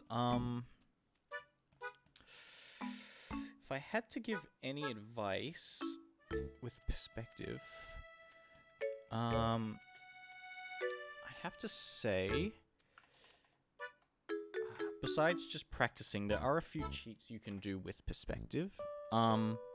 If you're animating on a perspective, it's always good to draw guidelines. So even just sketchy ones at first when you're just storyboarding, if you know where your quote-unquote horizon line is, if you know where your horizon line is, say that this is your horizon line and this is your focal point, you can get your line tool. So here's another quick tip. So if you get your line tool and let's do it in a color that's a little more visible. Get your line tool, draw a cross like this. Hang on, I might try a better cross. So get a cross, and then if you just duplicate it, and then let me rotate it, please. Can I rotate, please? Okay, there we go. If you hold shift while rotating it, you'll get a perfect sort of axis like this. Copy, paste, do it again. Copy, paste, do it again. But this time in between. Oh, sorry. So you do it like this. Grab this, copy, and you rotate it again. Copy, paste, rotate it again. Oh, it's grabbing the horizon line. Whoops, I'm messing this up so badly. I'm so sorry. Okay, I'll do it over here. Yeah, copy, paste, rotate. Copy, paste, rotate. Copy, paste, rotate. Like that. And you get this sort of fan shape. Do it one more time. Yeah, you'll get this sort of fan shape. You can put this to where your horizon or your focal point is. Bring it out. And then say you have a character running inwards from this line, for example. What you can do is then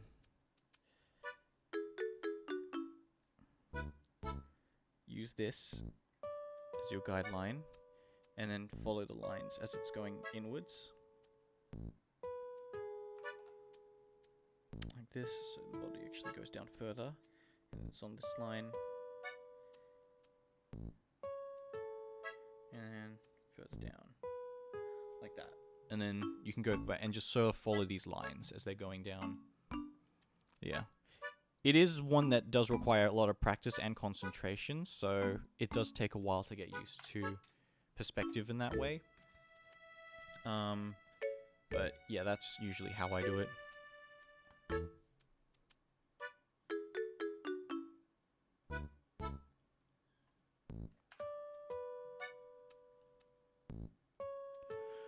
Did I delete the foot?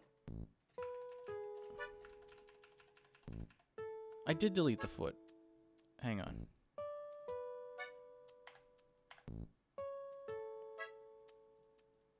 Okay, here we go.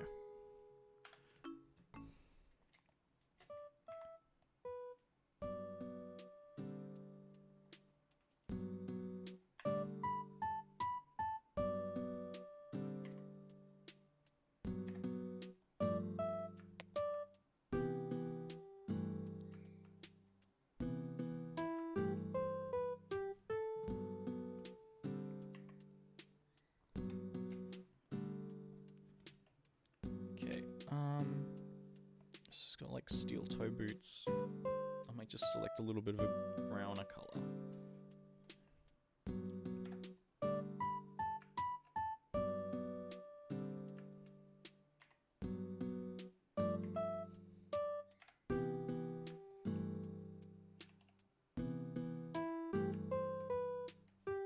Here we go.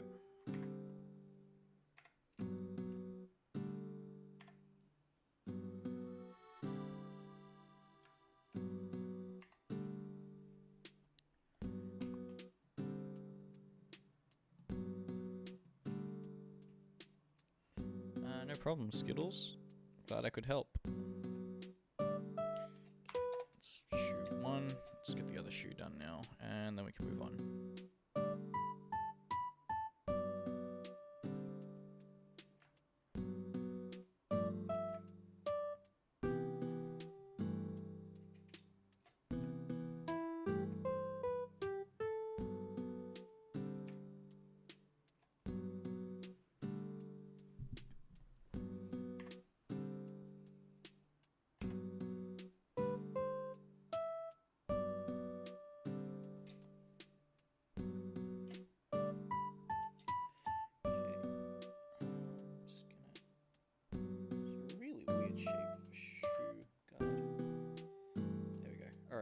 Should be good.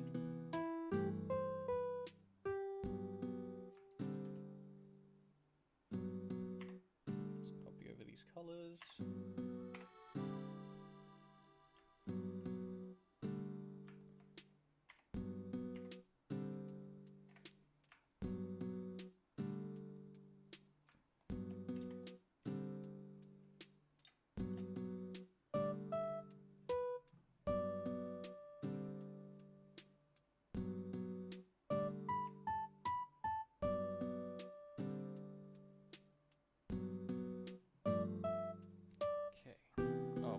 Bottom of the shoe first.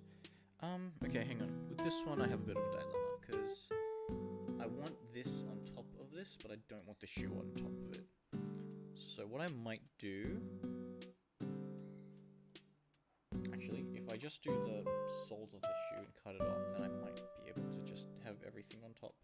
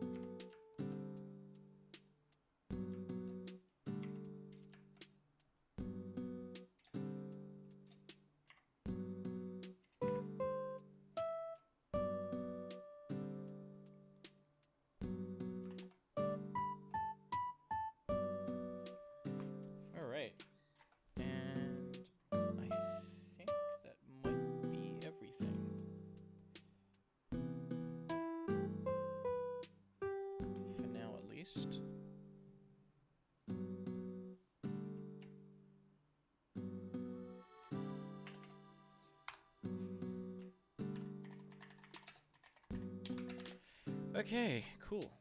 So that's the character. What do we name him? Jeremy? I can't remember now. Jerry. There we go. Okay, let me just unhide everything.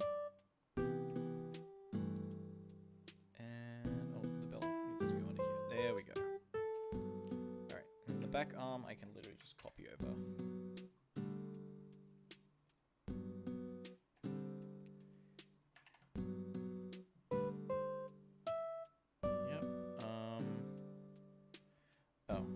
Can be swapped out with just the...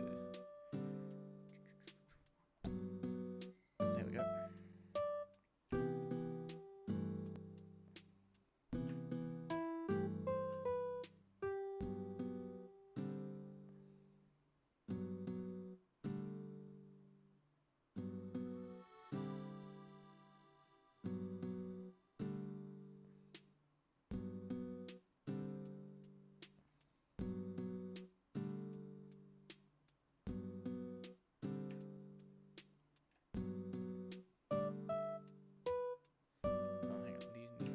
Going to quickly redistribute some of these layers because they're not in the right spot.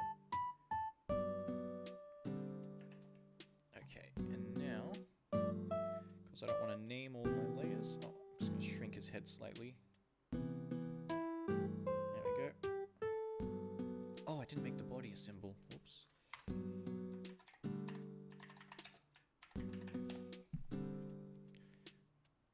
Okay, I can select all of these. And I think I've got a little extra. Don't want that. Okay, I'm going to select everything, distribute to layers, and everything's named now. Cool. So that's 2 characters done now.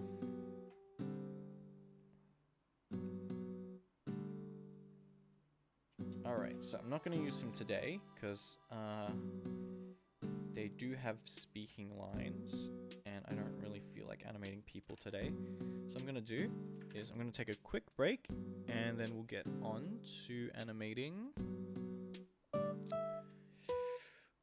Let's do Dragonite. We'll animate a Dragonite.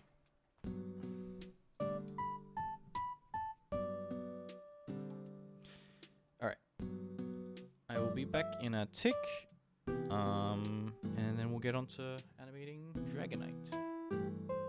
Alright, see you in a little bit.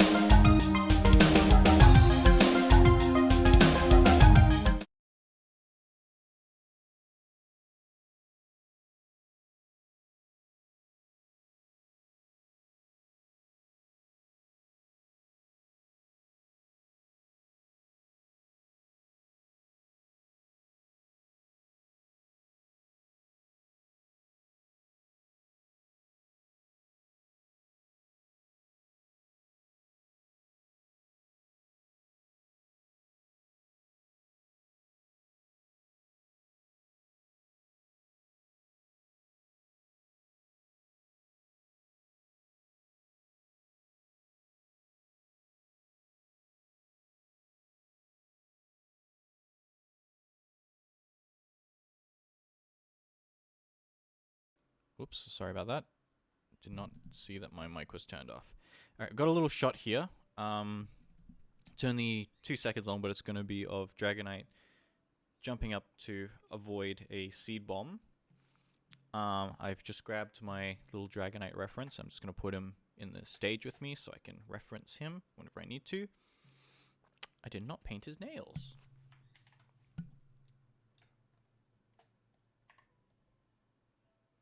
Let me try that again.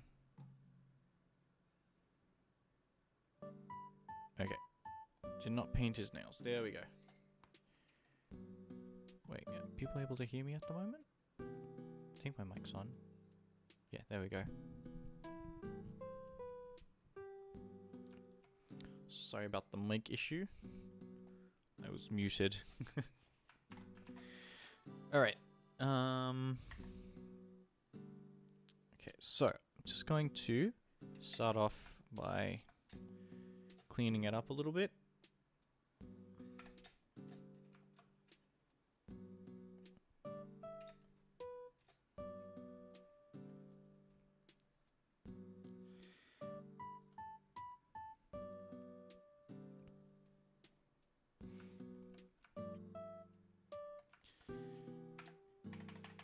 Yeah, it's a little bit lonely today.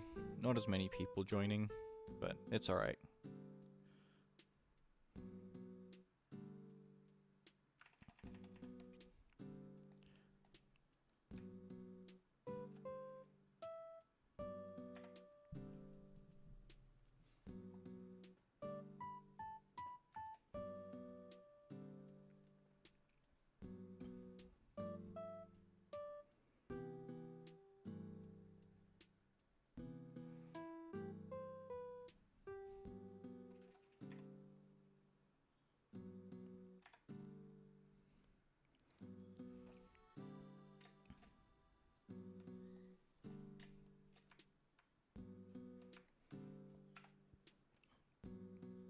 At the moment, I'm just doing a really rough,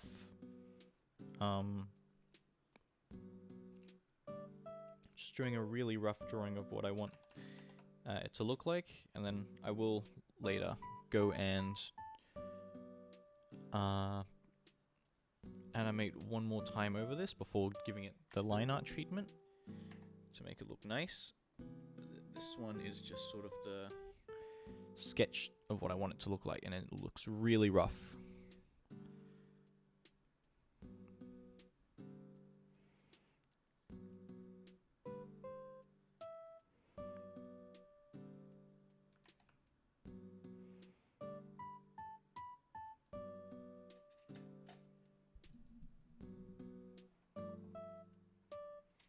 Okay, I think I want him to arch his back a little more and put his head further forward.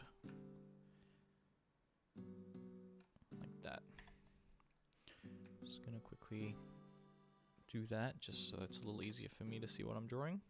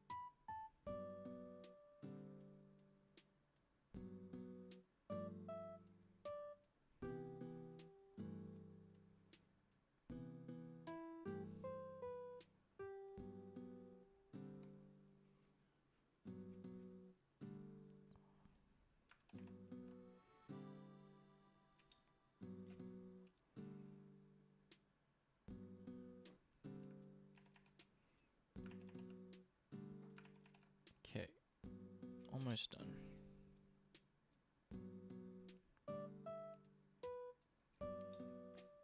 Okay, so I've got him I'll do the tail last because the tail is always gonna be the thing that's always gonna need a little more attention to it.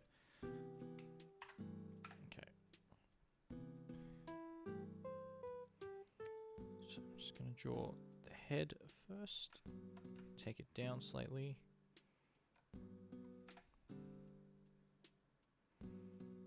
You know, I'll do the antenna last as well.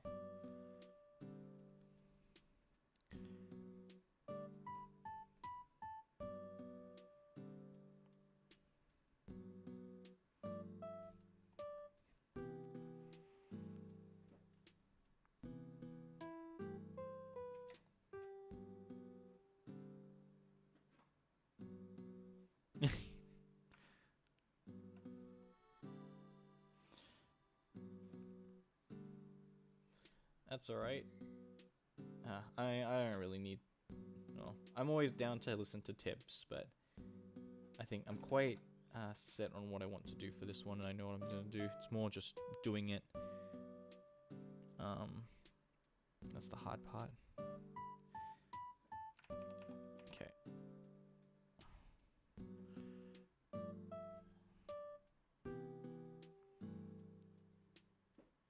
I'm also writing off a art block that I had yesterday where I literally tried to draw but couldn't really do anything. So yeah, I'm a little bit better today. Sort of draw. It's not turning out exactly how I want, but it's pretty good for now. And I can always clean it up when I'm doing line art later.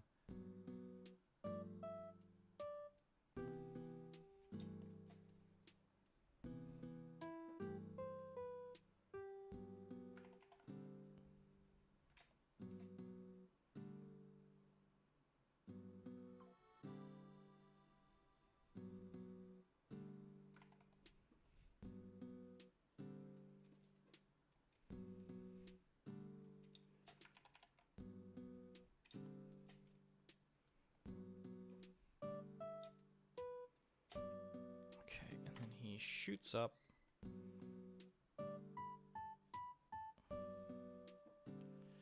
Dragonite does not look like the most aerodynamic Pokemon, so getting him to look like he's flying fast is going to be a little bit difficult, but I'll see what I can do.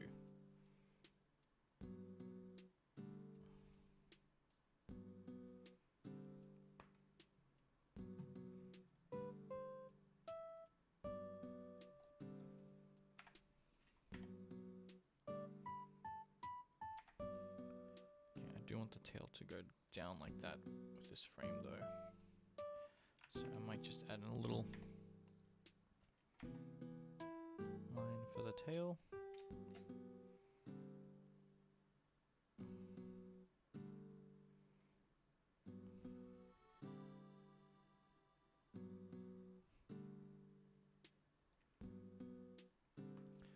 Okay.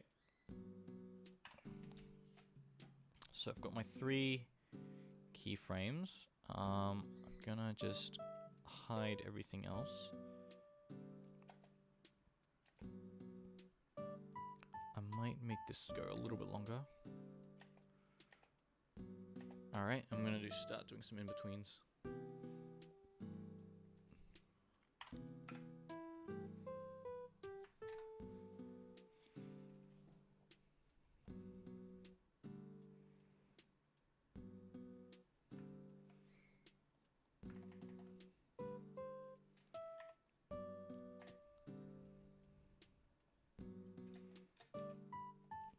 Grab that last frame. I'm just gonna do some in-betweens here.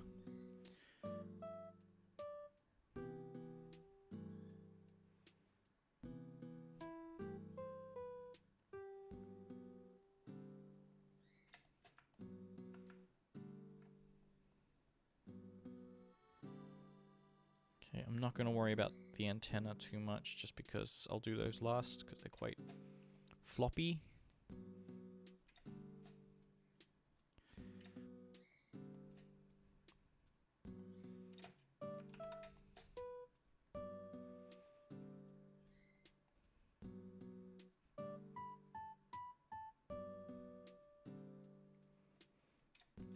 essentially just going through and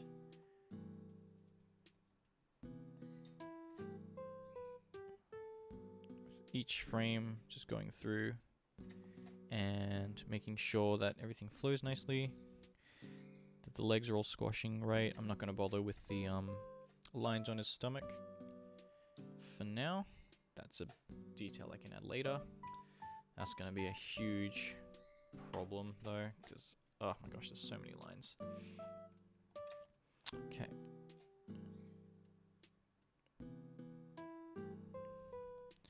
Here, I'm just going to add... I don't think I need to be too detailed on this one.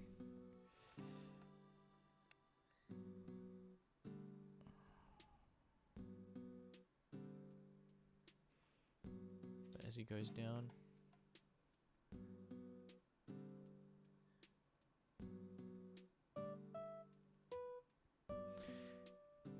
how do you get better at drawing aside from absorbing the souls of innocent artists?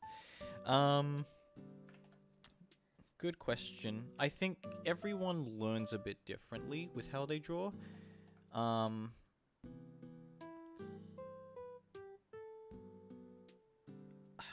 My main, like, besides just practicing a lot, I'd say try and be more observant. Like, part of it is working your hand and getting your body familiar. Not body, yeah, well, getting your arms and your hand familiar with what it's like to draw.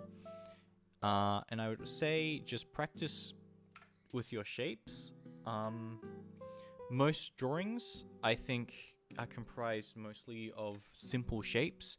When you look at a drawing or an artist or a piece of art that you really like, or just say like you really like anime, for example, a lot of the things with like art like that is comprised of shapes. The way I like to look at things is I will always break down basic, say like, okay, right, say like with this Dragonite, I'm breaking him down into different shapes. So when I first draw him, I'll always draw a circle for the head, because I always know he's got a head as a circle. He's got a nose that's also a circle. His eyes are roughly around here, probably lower actually. And then he's always got a triangle horn on his head, and he's got little antenna there. And then once you've done that, you can then break it down even more.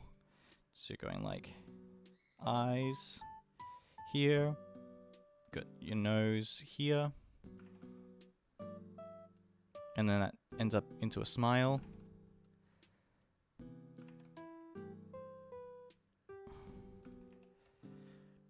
And then different people have different art styles because it's sort of essentially differently to what it's how their brain works is quite different from how another person's brain will work, but it'll always end up looking quite different. So maybe, for example, I'll change my eyes because I don't like them that much. There we go. But yeah, just like that. Breaking down things, that's how I always do my drawings, is I'll always break my drawings down into simple shapes that I can then translate into more complex shapes and lines and stuff like that.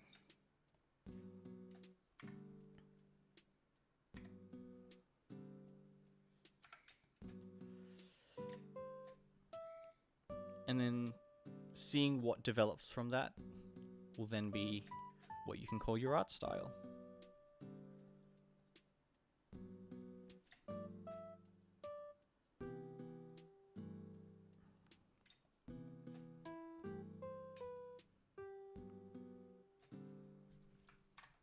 Okay, I'm gonna have I completely forgot that Dragonite's wings need to be in this shot, so I'm gonna have him grow his wings quite largely to what he starts off with. So I'll have them here,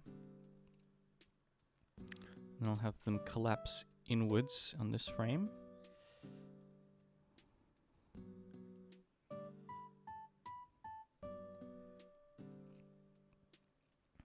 And then even more on this frame.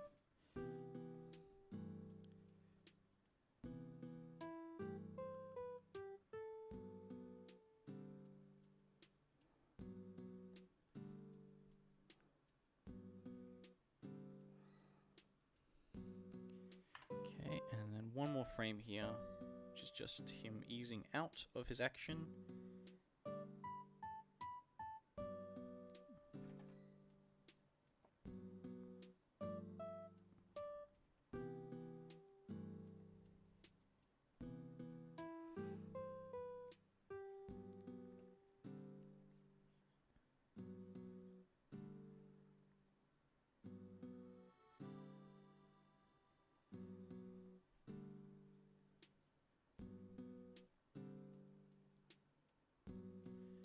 Something else you can do is if there is an artist or say a show or an anime that you really like and like the art style of, what you can do is just grab a frame from that. Don't trace it. Like I'm big against not tracing art. If you do it for learning's sake, that's okay, but don't like claim it's your own or something. But what you can do is look at how they draw, say, eyes, be really observant of how they structure their face, for example, how they structure their eyes, what types of hair are they, do they like thin lines, like heavy lines, do they do their lines so that it's only like half full, or do they do really thick lines? And just be really observant of what makes their character theirs. And then you can sort of try doing that style. It won't be perfect, but you can always just practice and just keep practicing what you see them do. Okay, that's good. I'm just going to squash him down a little bit more. Not the arms, though.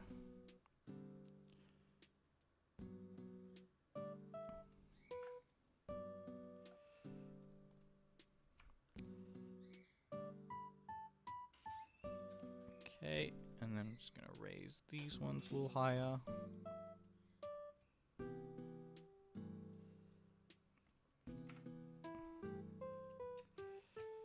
Okay, and then take off.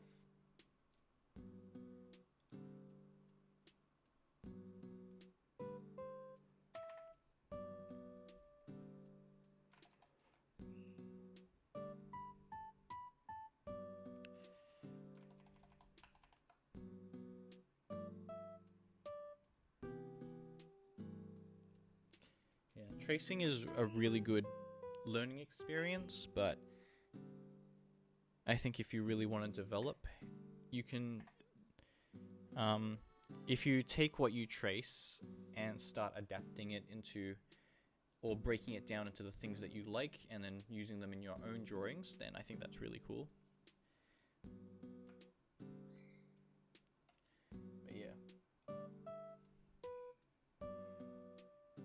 Yeah, I always try and draw my Pokemon a little bit more.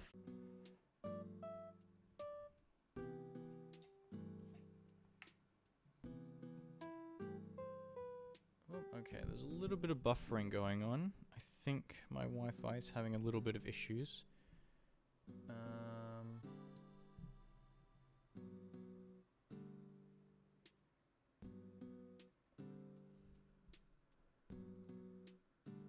Give me a second.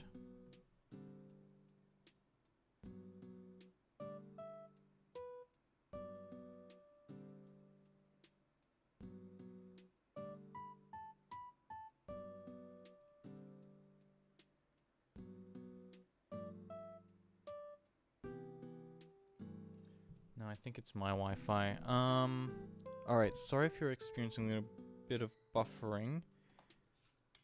I hope it's okay now. I just changed a few settings to try and make it run a little bit smoother. Why is it not working? Why is it going crazy?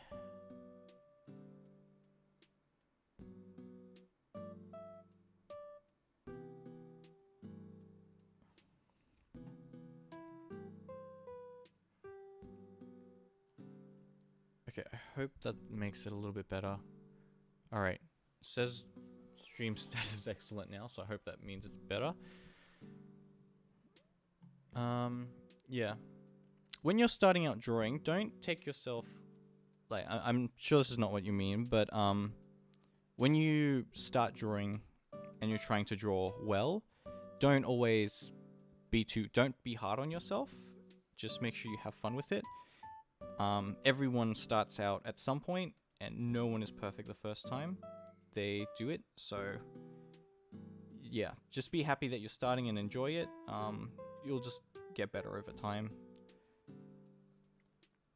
As long as you learn from every drawing that you make and constantly just learn from each drawing, say, okay, I sort of point out what you like, what you don't like with each image that you draw, you'll find that you'll develop really quickly.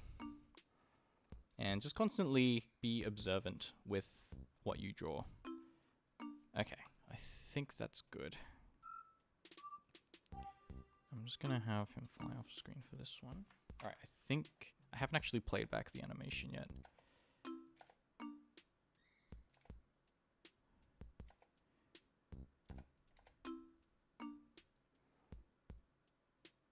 Okay, that's pretty alright.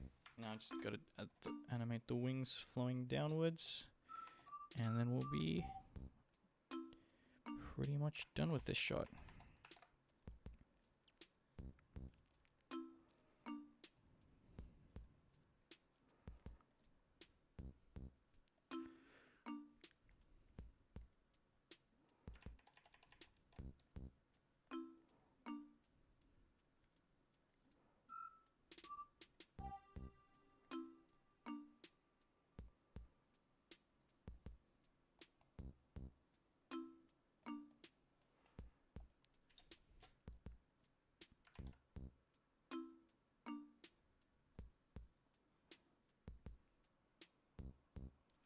One last frame. I'll see how I go. I'm also thinking there might need to be one more frame because I think he jumps off a bit too fast. But I do want him to get the sense of speed. I do think that I might just keep it on one frame.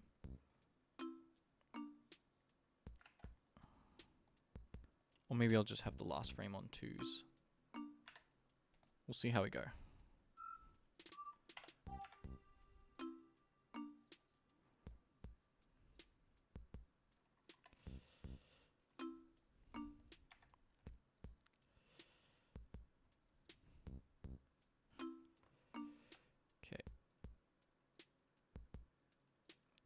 Slide this down.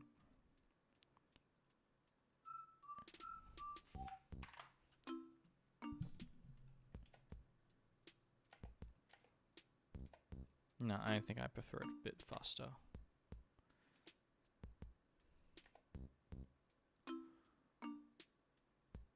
I might get him to open his wings earlier though.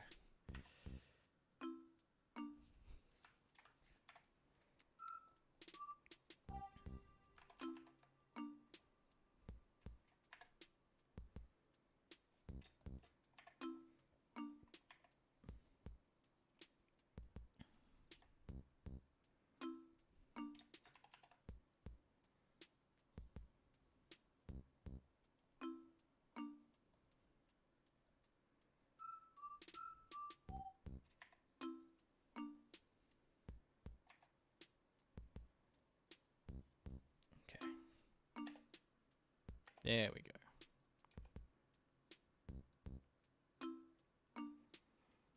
Okay, and instead of having one more frame at the end, what I can actually do is have some particle effects.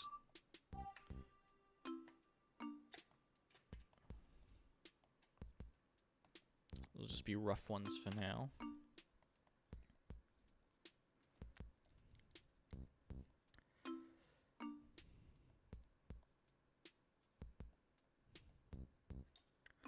Where's the floor?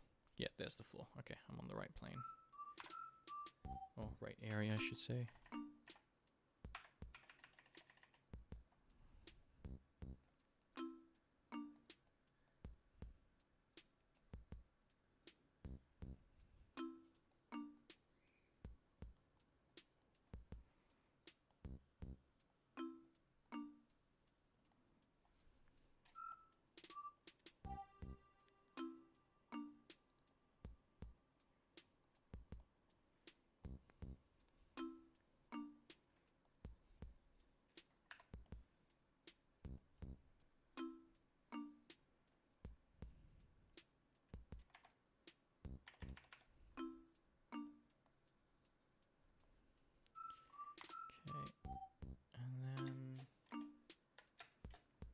Just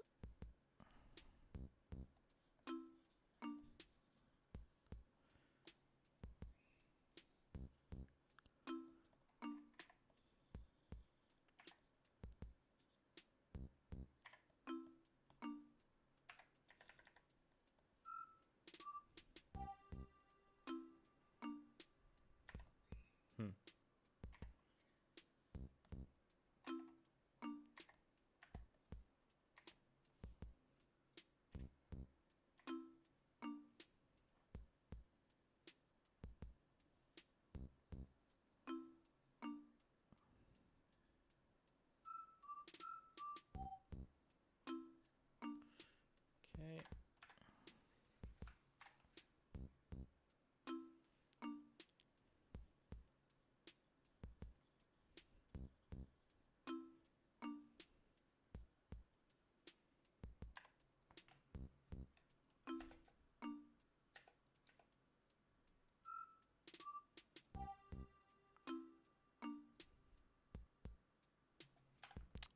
Might change this one up slightly.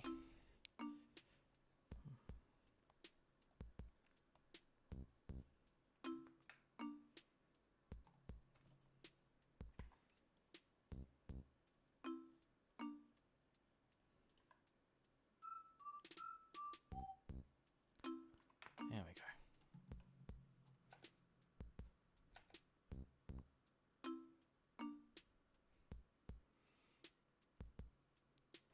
Okay, and then there's going to be a seed bomb that comes down and sort of explodes.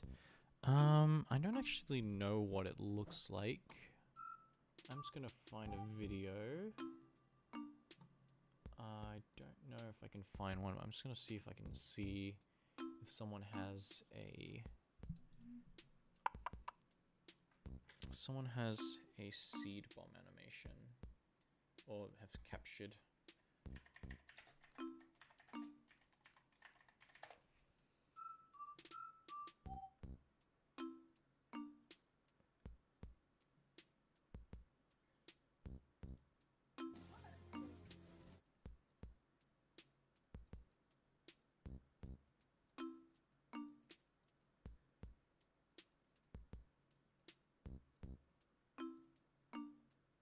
Okay, got it.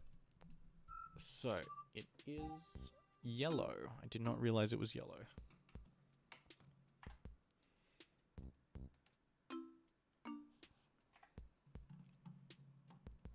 Okay, what I'm gonna do is just gonna draw the seed.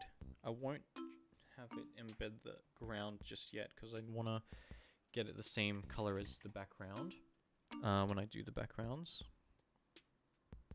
But I'll do it something like that for now. I might just color it in. Very simple.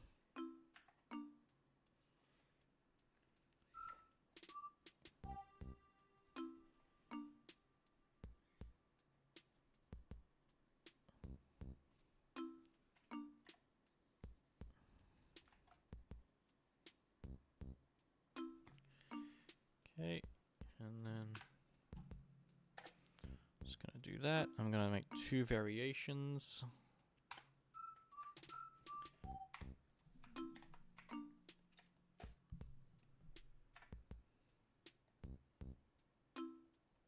Yeah, I usually alternate between backgrounds and animation, but sometimes I'm not entirely sure what I want the background to look like yet, so I might just do the... So I'll go ahead and just do the animation first. If there is there are some shots that require that I do the background first, in which case I'll wait till I do those, and I'll usually do those shots last, but generally I also do backgrounds first, but yeah, it depends on what the shot is. With this one, I think I can afford to do backgrounds closer to the end. Okay, so what I'm gonna do is I'm gonna single frame this one.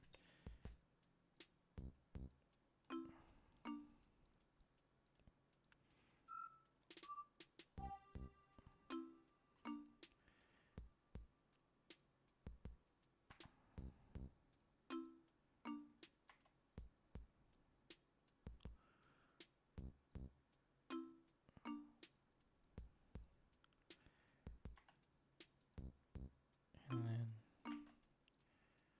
like that.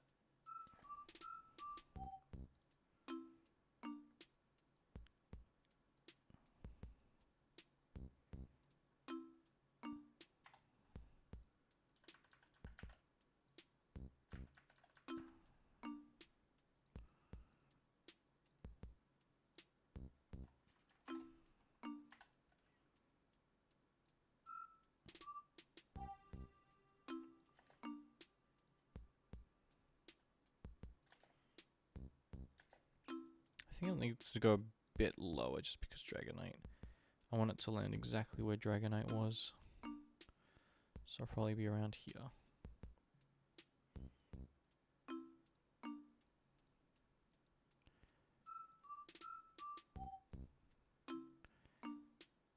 Yep, so move this down here.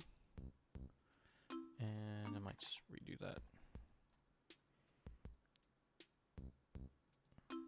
Look at that.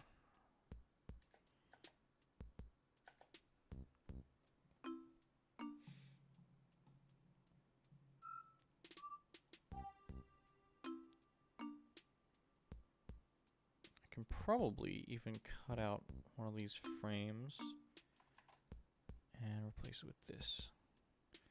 Alright, here's a cool thing you can also do. You can go into Animate, Frame Tool, give it a bit of a motion blur. I want low.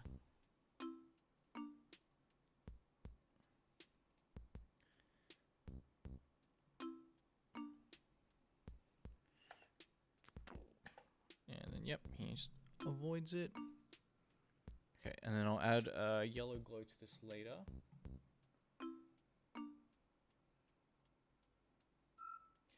Can't stretch things on Flipperclip, really? You're not able to stretch things in Flipperclip. Huh. I feel like that'd be a stock standard thing that they'd let you do, but oh well.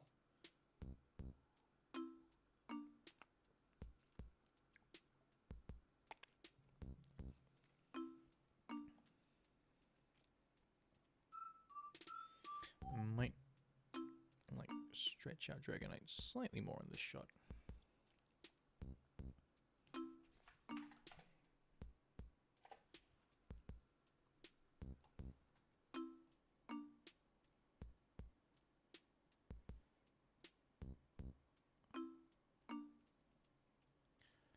Okay, I'm gonna change the speed of this a little bit.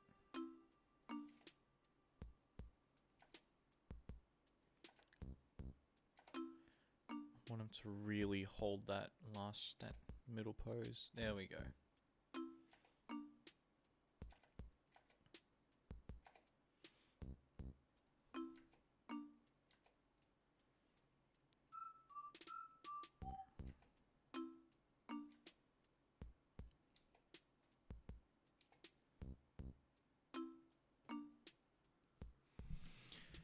Okay. Oh, welcome back, Semichu. I think Skittles here missed you a little bit. Okay, I'm gonna do a few of these little seeds going everywhere, and then that'll be it. So, I won't do too much, but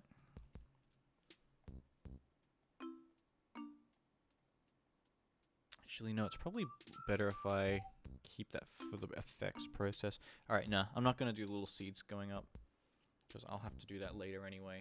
What I will do is I'll add the tail for Dragonite, and then I might move on to another shot.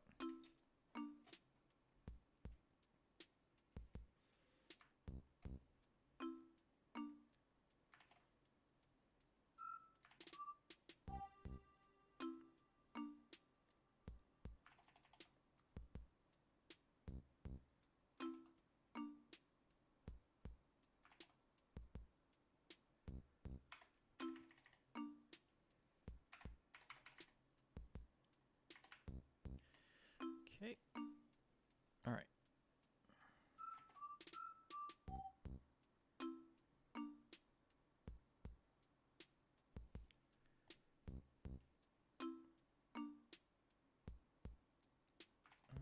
Maybe I'll have him raise his tail.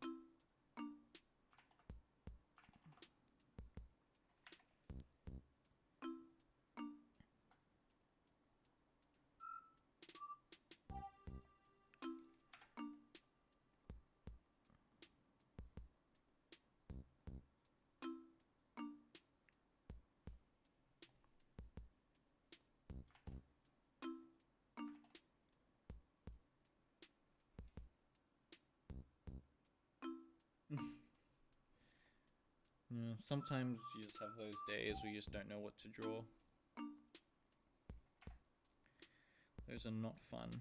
Although I did have that yesterday, so I know what you're going through.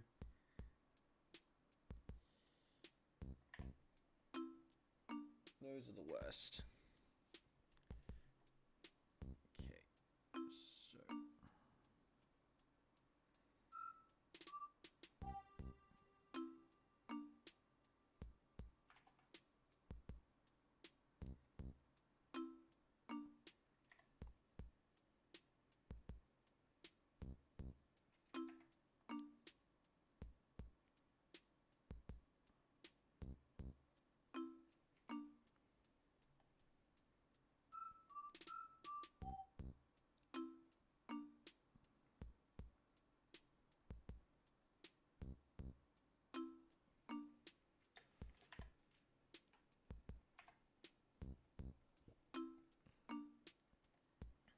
Okay, and then I'm gonna have him slam his tail down as he's taking flight.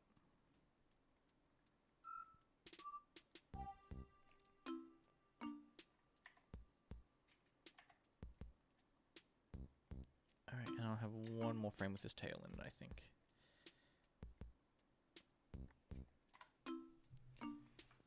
Alright, hopefully that looks good.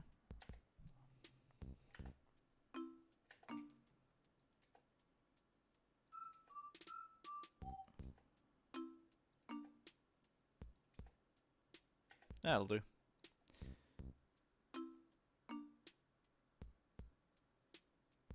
And he's off.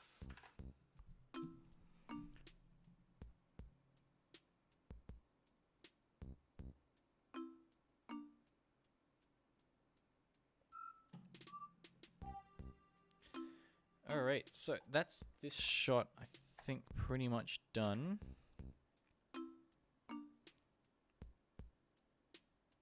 Might make him raise his arms slightly higher and squash a little bit more.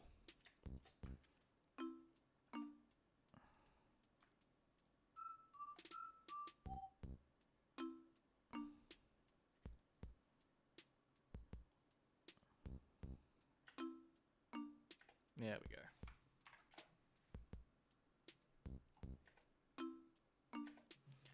All right. So I've got one more to do today, and then I think that'll be it for today. So this is the previous shot to the one I just did, which is of a Dinosum, sort of leaning back and then spitting out that seed bomb. So this one's going to be a little more interesting to work with, since I'm going to be working with some strange angles.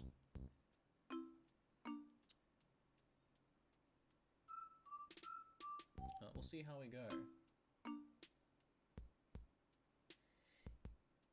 Yeah, there's days where you want to draw something, but then nothing's coming to mind, and you're just not inspired to really draw anything. Those are the worst.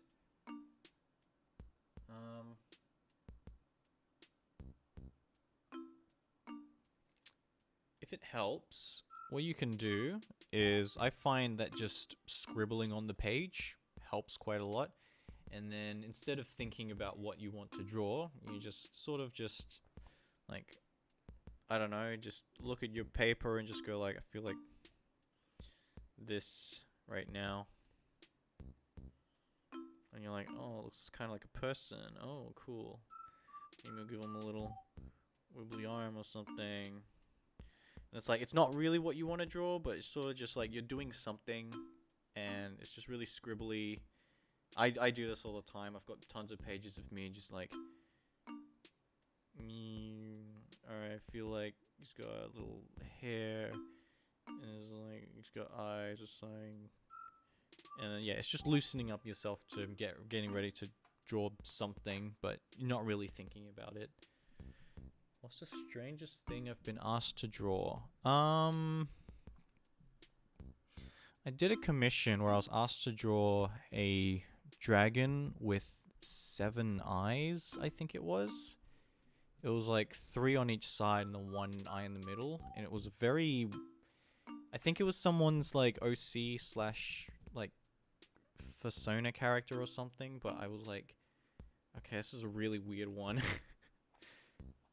But yeah, that was really that was a bit of a weird one.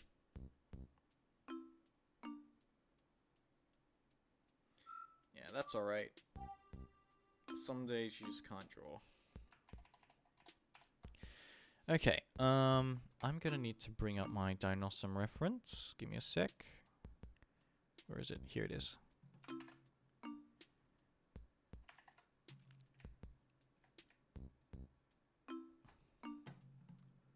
I'm also just gonna look up a few pictures of Dinnome just to see if I can see what the top of the head looks like.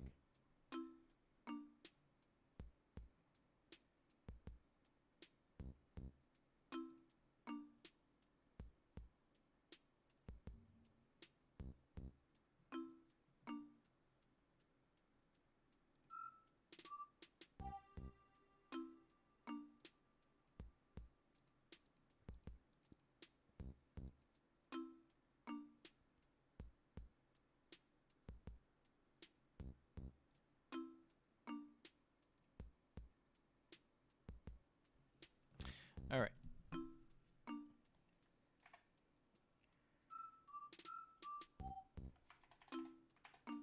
Cool. All right, let's get this on the road. So, I've got the crown. This is where perspective comes in, which I think I'll just eyeball it first.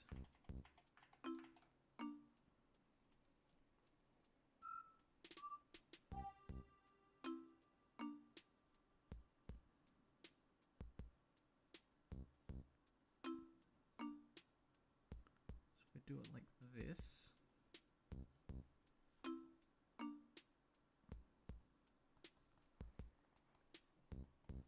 I think I need to tilt it downwards though. Whoops, don't want to grab you with me.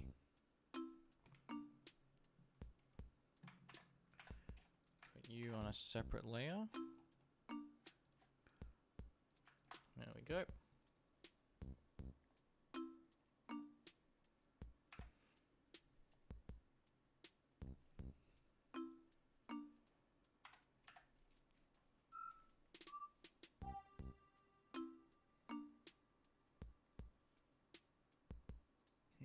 Going to swing around this way. So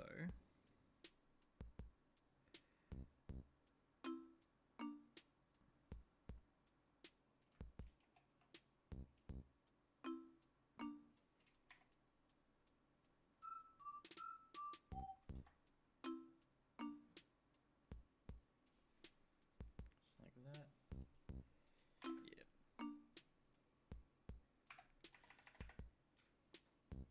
Okay, I'm gonna do the flower last because I think the flower is gonna take quite a bit of effort from me to get right. So I'm just gonna focus on doing the head first.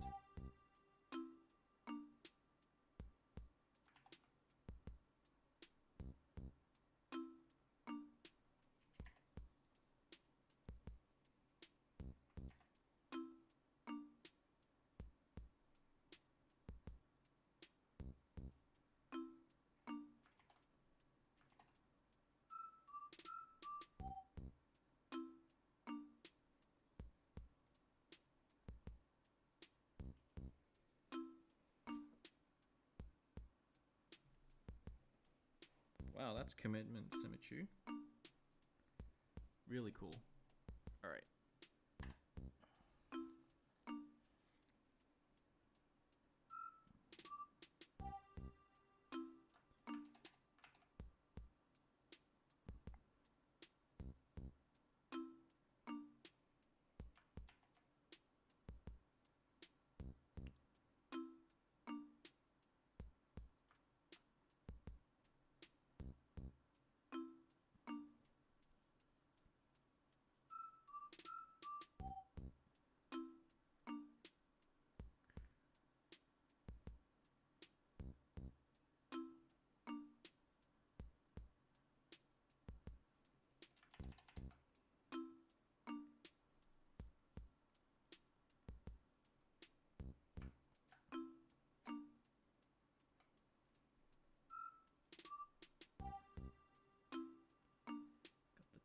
coming up here.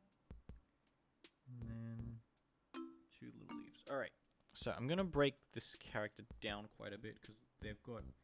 Dinosome's got quite a lot of bits and pieces going on. I'm not super happy with this final angle, but I might have to redo that one in a bit. But I'm going to go back and just go and fill in the frames now. So something else I like to do is I'll always draw sort of a line of action just so that I can get an idea of what I want the head to follow. So I think that's sort of the way I want it to go. So I'm going to go ahead, block this out. Block this off, and then just make this a lighter color as well.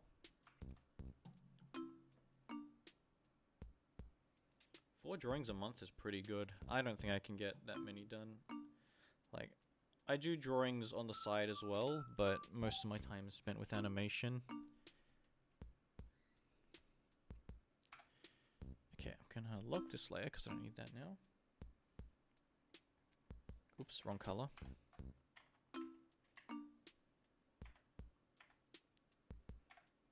So the head's going to be here. I'm just going to leave it at that because then the flower's going to be in the way.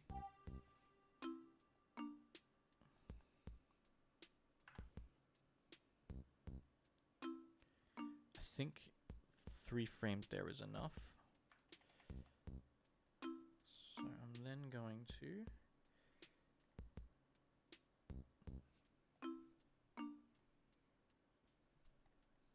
This goes here actually.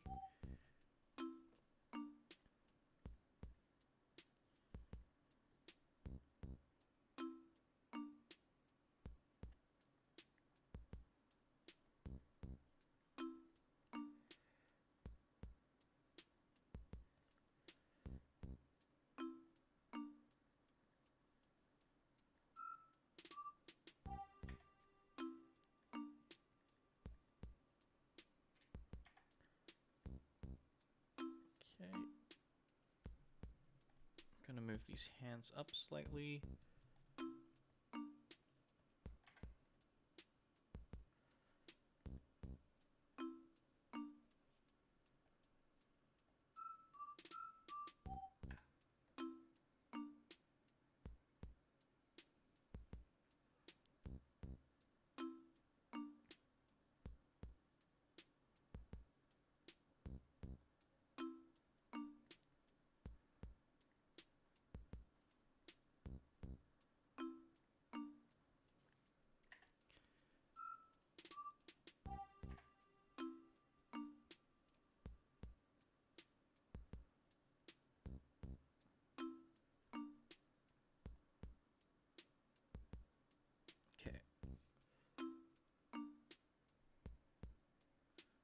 Picture every 4 days. That's pretty good.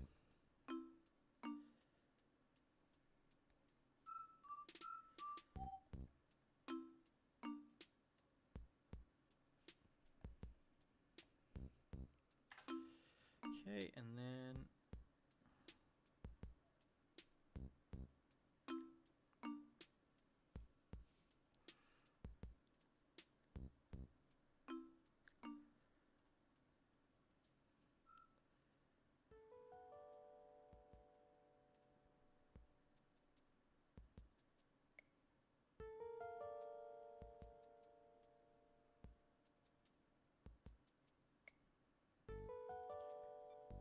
do it like this.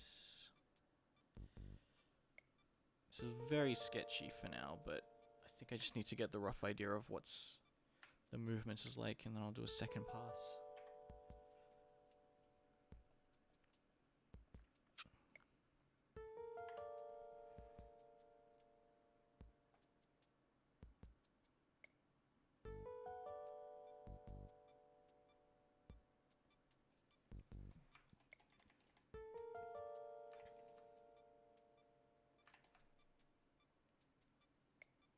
Down here.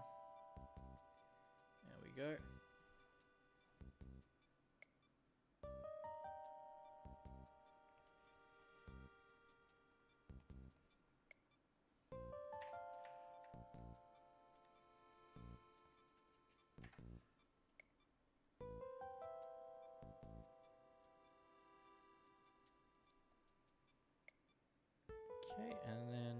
lastly, right, I might have to change some of the timings of this up a little bit, just because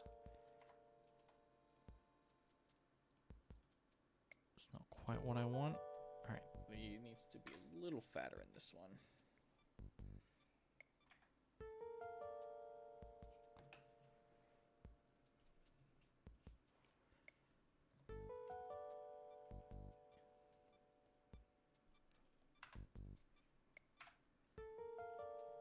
Oh, that's a lot of plushies.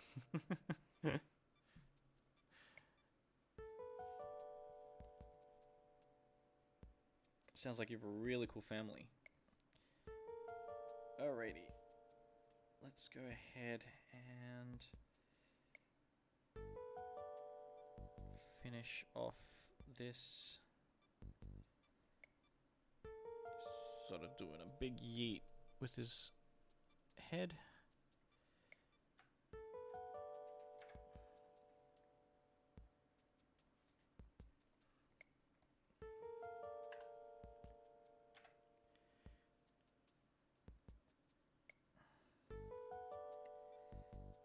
Body is going to shrink here.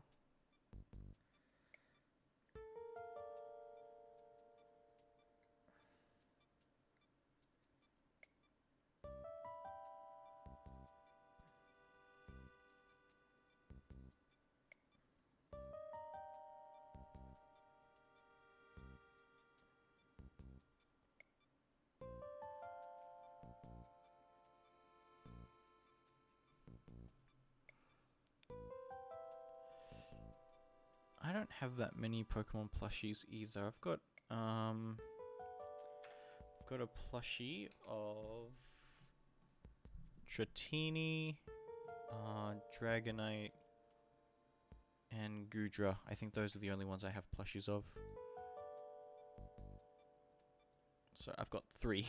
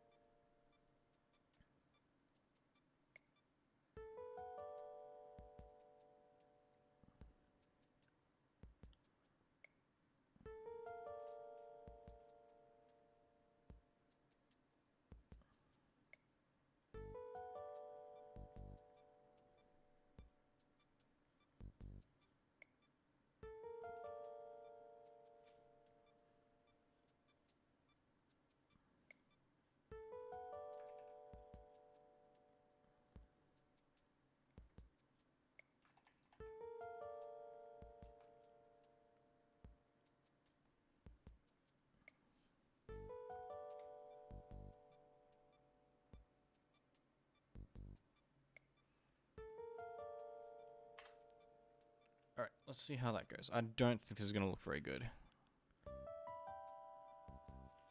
Yeah, okay, this... Okay, I like the start, but the end definitely needs some fixing. Okay, so I'm going to get rid of that, and I'm going to get rid of that frame. This is where I goofed up a little bit.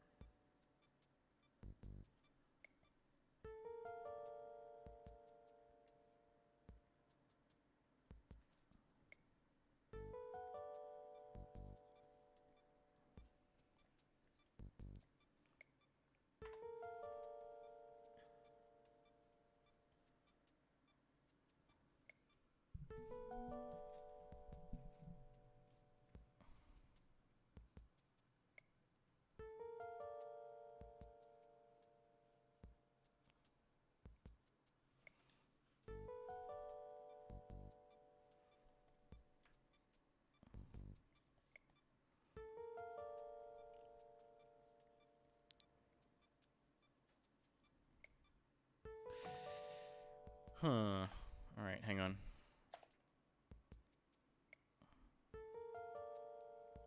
have to change this last frame because I don't really like this one that much. It's not really working out.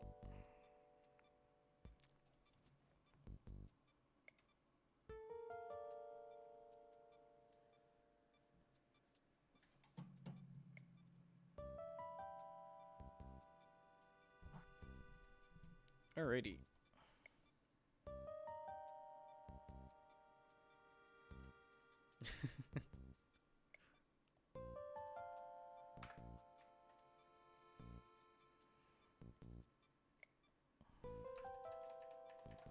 You know what? What if I just...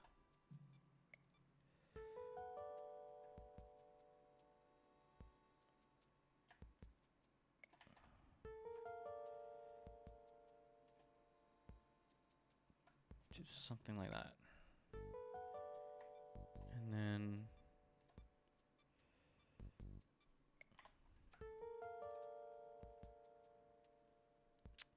don't know if that's going to work or not, but we'll see how it goes.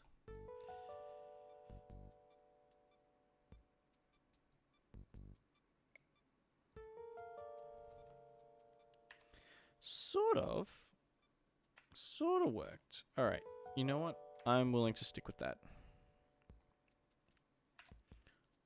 Let's remove the tail from this one, and then I'll just change up a few things when I do the second pass.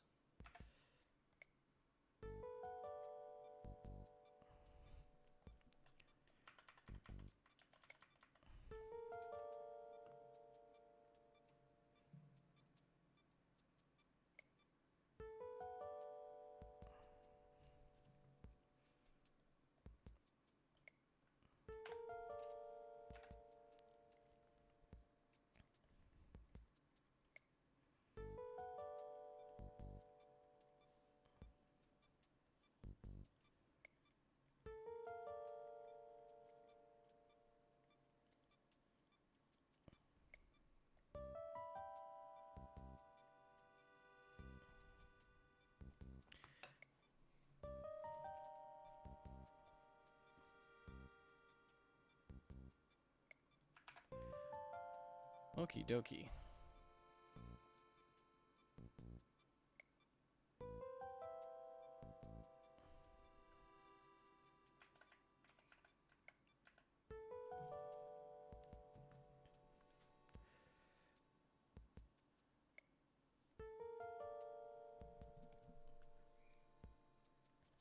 Alright, so I'm not 100% happy with this, but I think for now I'll work with it. I'm gonna have to smooth out some of the rough edges as well.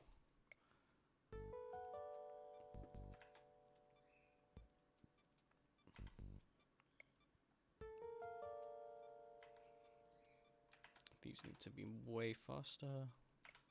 I think that should be right.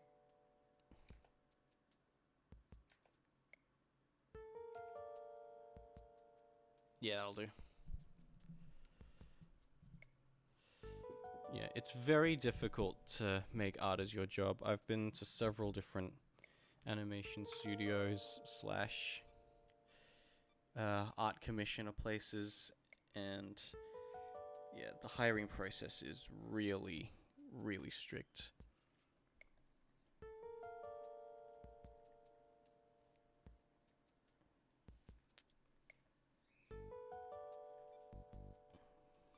Okay, so this is going to be a hard part because I'm not very good at drawing flowers.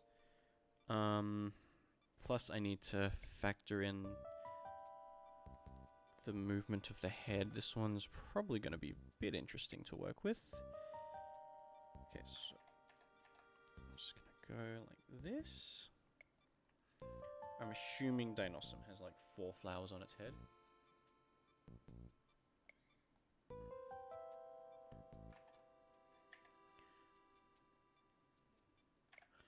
Okay, I'm just going to draw a circle in here as well.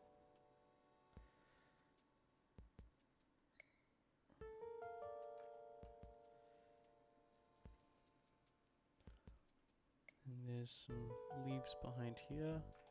I'll do those last. I'll do just the base of the flower first.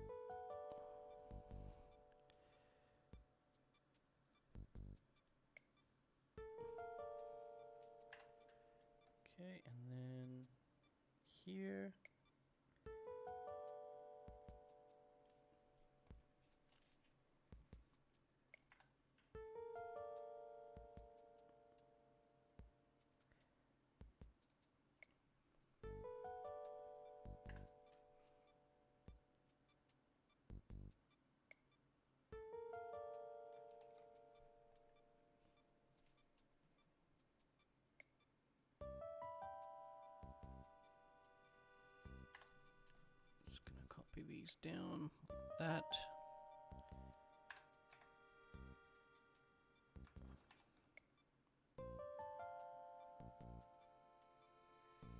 And then shoot.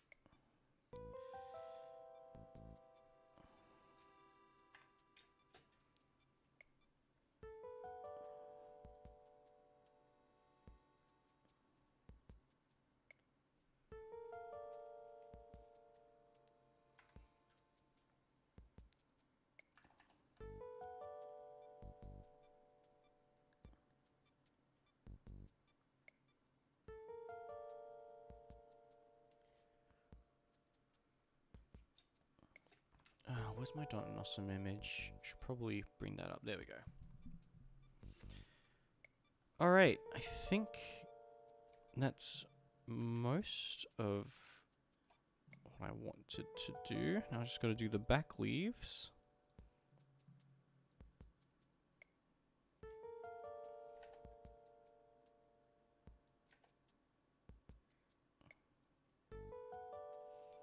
Yeah, doing anything with Pokemon that's not just a fan, or even a fan project. Yeah, doing anything with Pokemon is quite sketchy. Because Nintendo is very protective of their IPs. But I think it mostly applies to just games. They tend to be a little bit more lenient with fan projects. So I'm pretty sure, like, if you do fan projects and stuff like that, as long as it's not a game, it should be fine.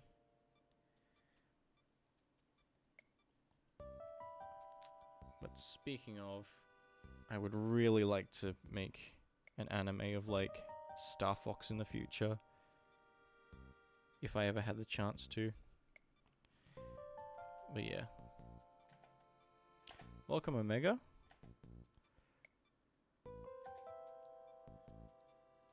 Okay.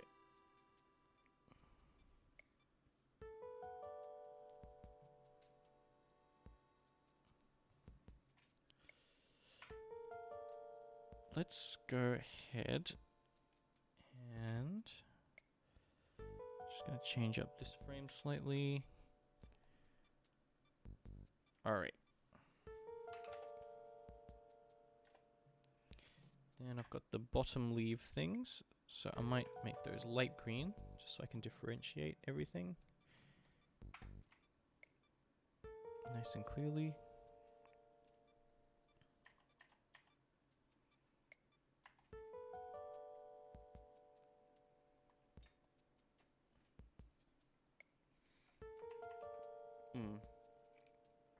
I really hope Nintendo doesn't do anything to PALWORLD, because I feel like it's different enough to not be infringing on Pokemon. It's a Pokemon style game, but that doesn't mean that. But that just boils down to it being an RPG. But the thing is, PALWORLD's not an RPG. It's really its own thing, and I don't think it's in a point where Nintendo can do anything about it, legally speaking. But they have money, so they could always disappoint everyone.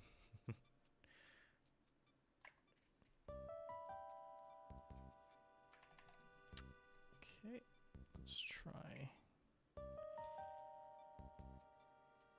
like that.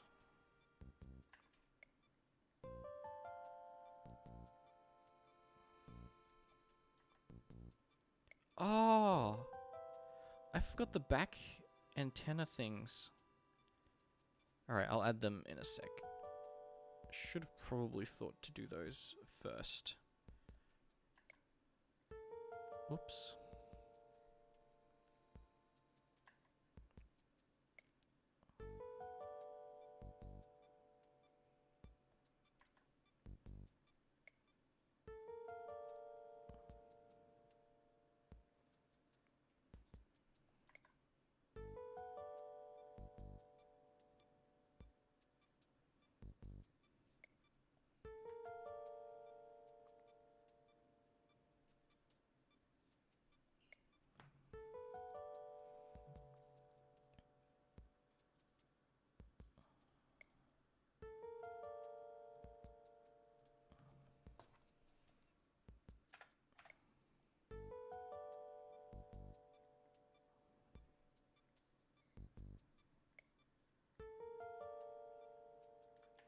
There we go.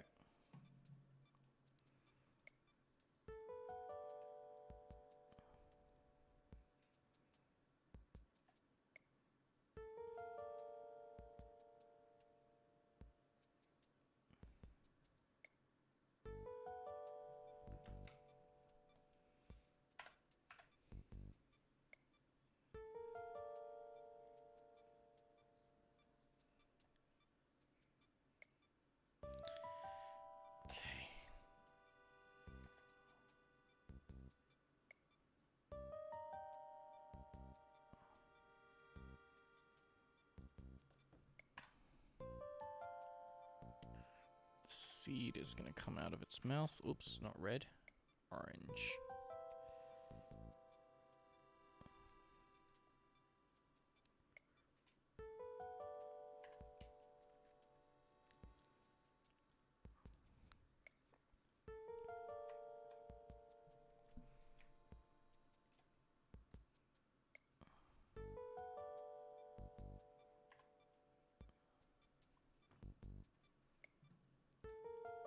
I'm gonna add one more frame where it's just the seed flying out backwards.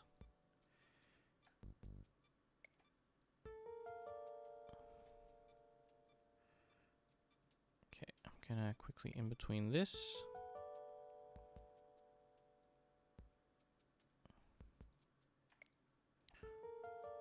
And then there we go.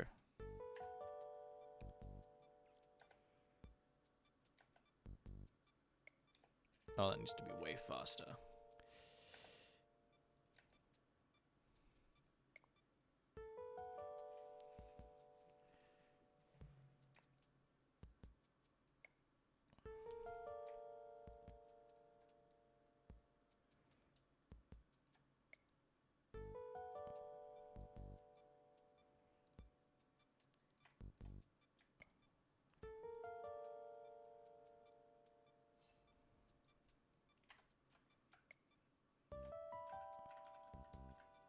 There we go. I think I can speed up this seed flying out a little bit.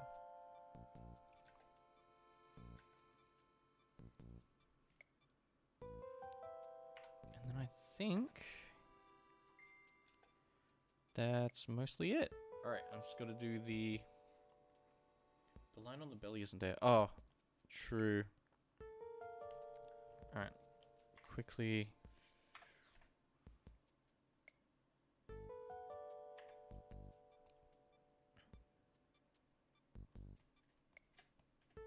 It's on its chest. I don't think its leg is supposed to be up here actually. It's supposed to be down here.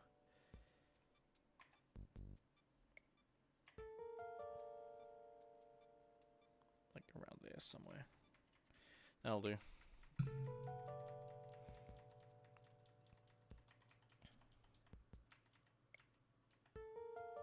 This body needs to be bigger now that I think about it.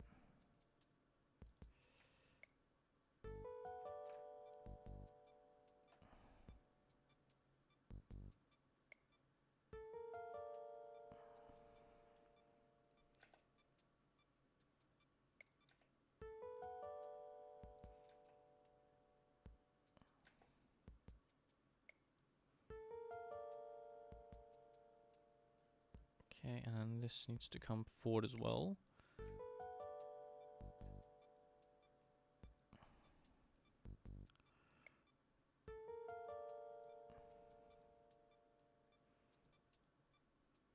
And then fall back. Yeah, there we go.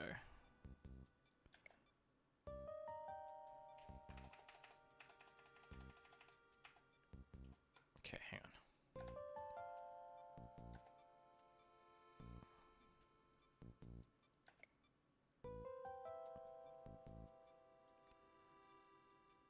No, I was right before. Whoops. Let me fix that.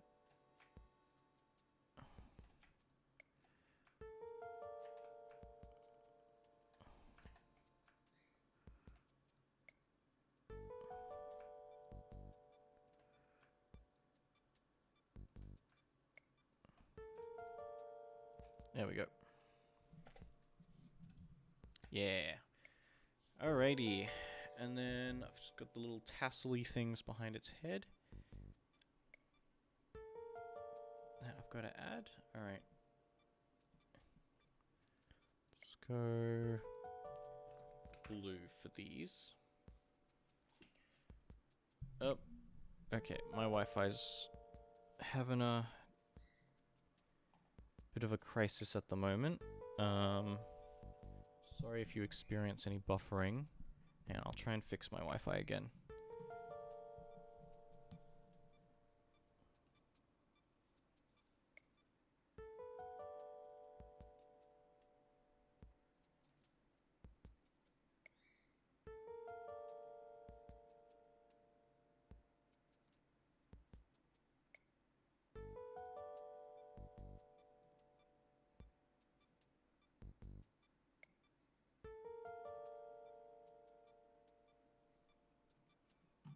Dude, what's going on with my Wi-Fi? Alright, I think it's better now. I hope. But we'll see.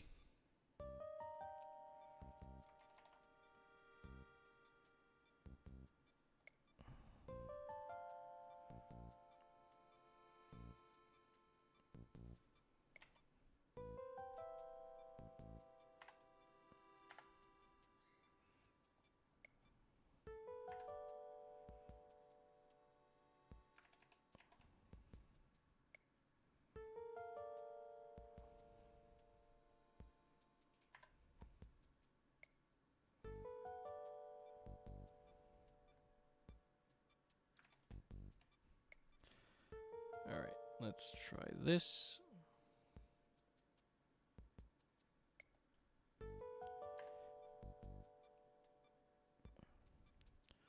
What Wi-Fi do I have? I'm supposed to have good Wi-Fi, but I live in Australia and the Wi-Fi will just randomly shut off for no reason sometimes.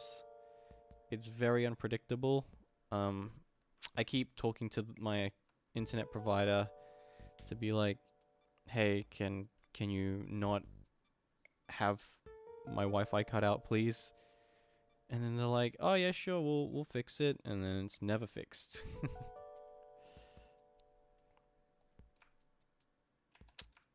Unfortunately, it's a little bit out of my control. I also live in a bit of a rural area, so Wi-Fi outages are not uncommon.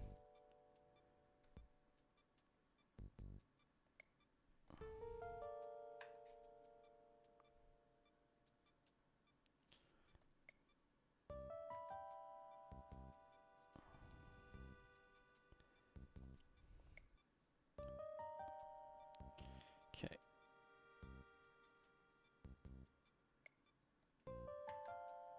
Oops. Oh, I see.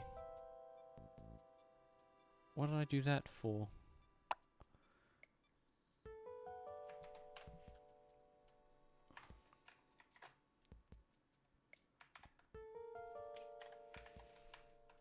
Okay.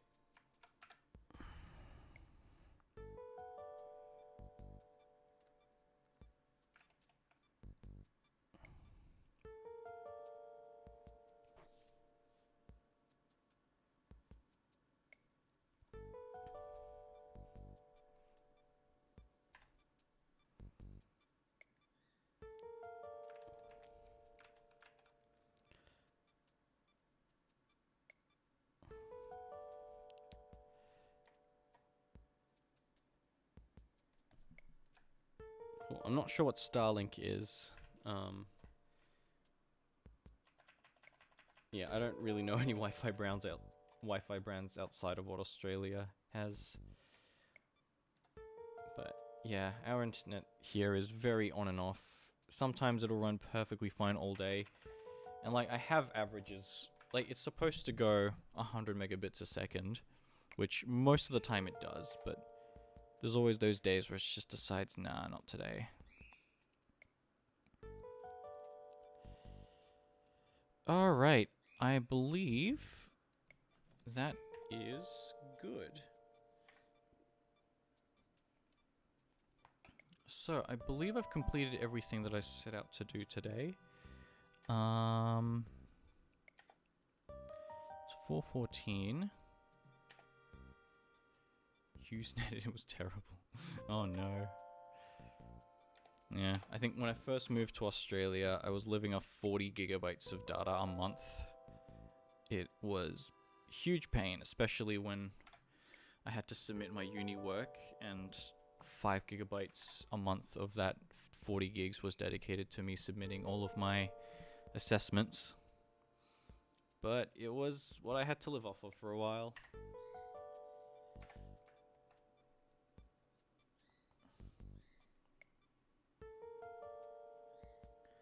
Alright, so I think that might be it for today. So I finished this, and I finished the Dragonite animation, and then I've also done the Survivor puppet today. So I believe that would be all for today. Well, thank you for tuning into the stream, guys. Yeah, it was really good to talk to anyone in the chat, especially you, Skittles, and Symmetry. It was great. Yeah, if you would like to get a hold of these puppet files, I've actually got I'll put these up on our Patreon. But yeah, I'll be working on this in the background. I might do a few more streams. We'll see how I go. But yeah, other than that, thank you so much for tuning in. And I'll catch you guys later. Alright, bye.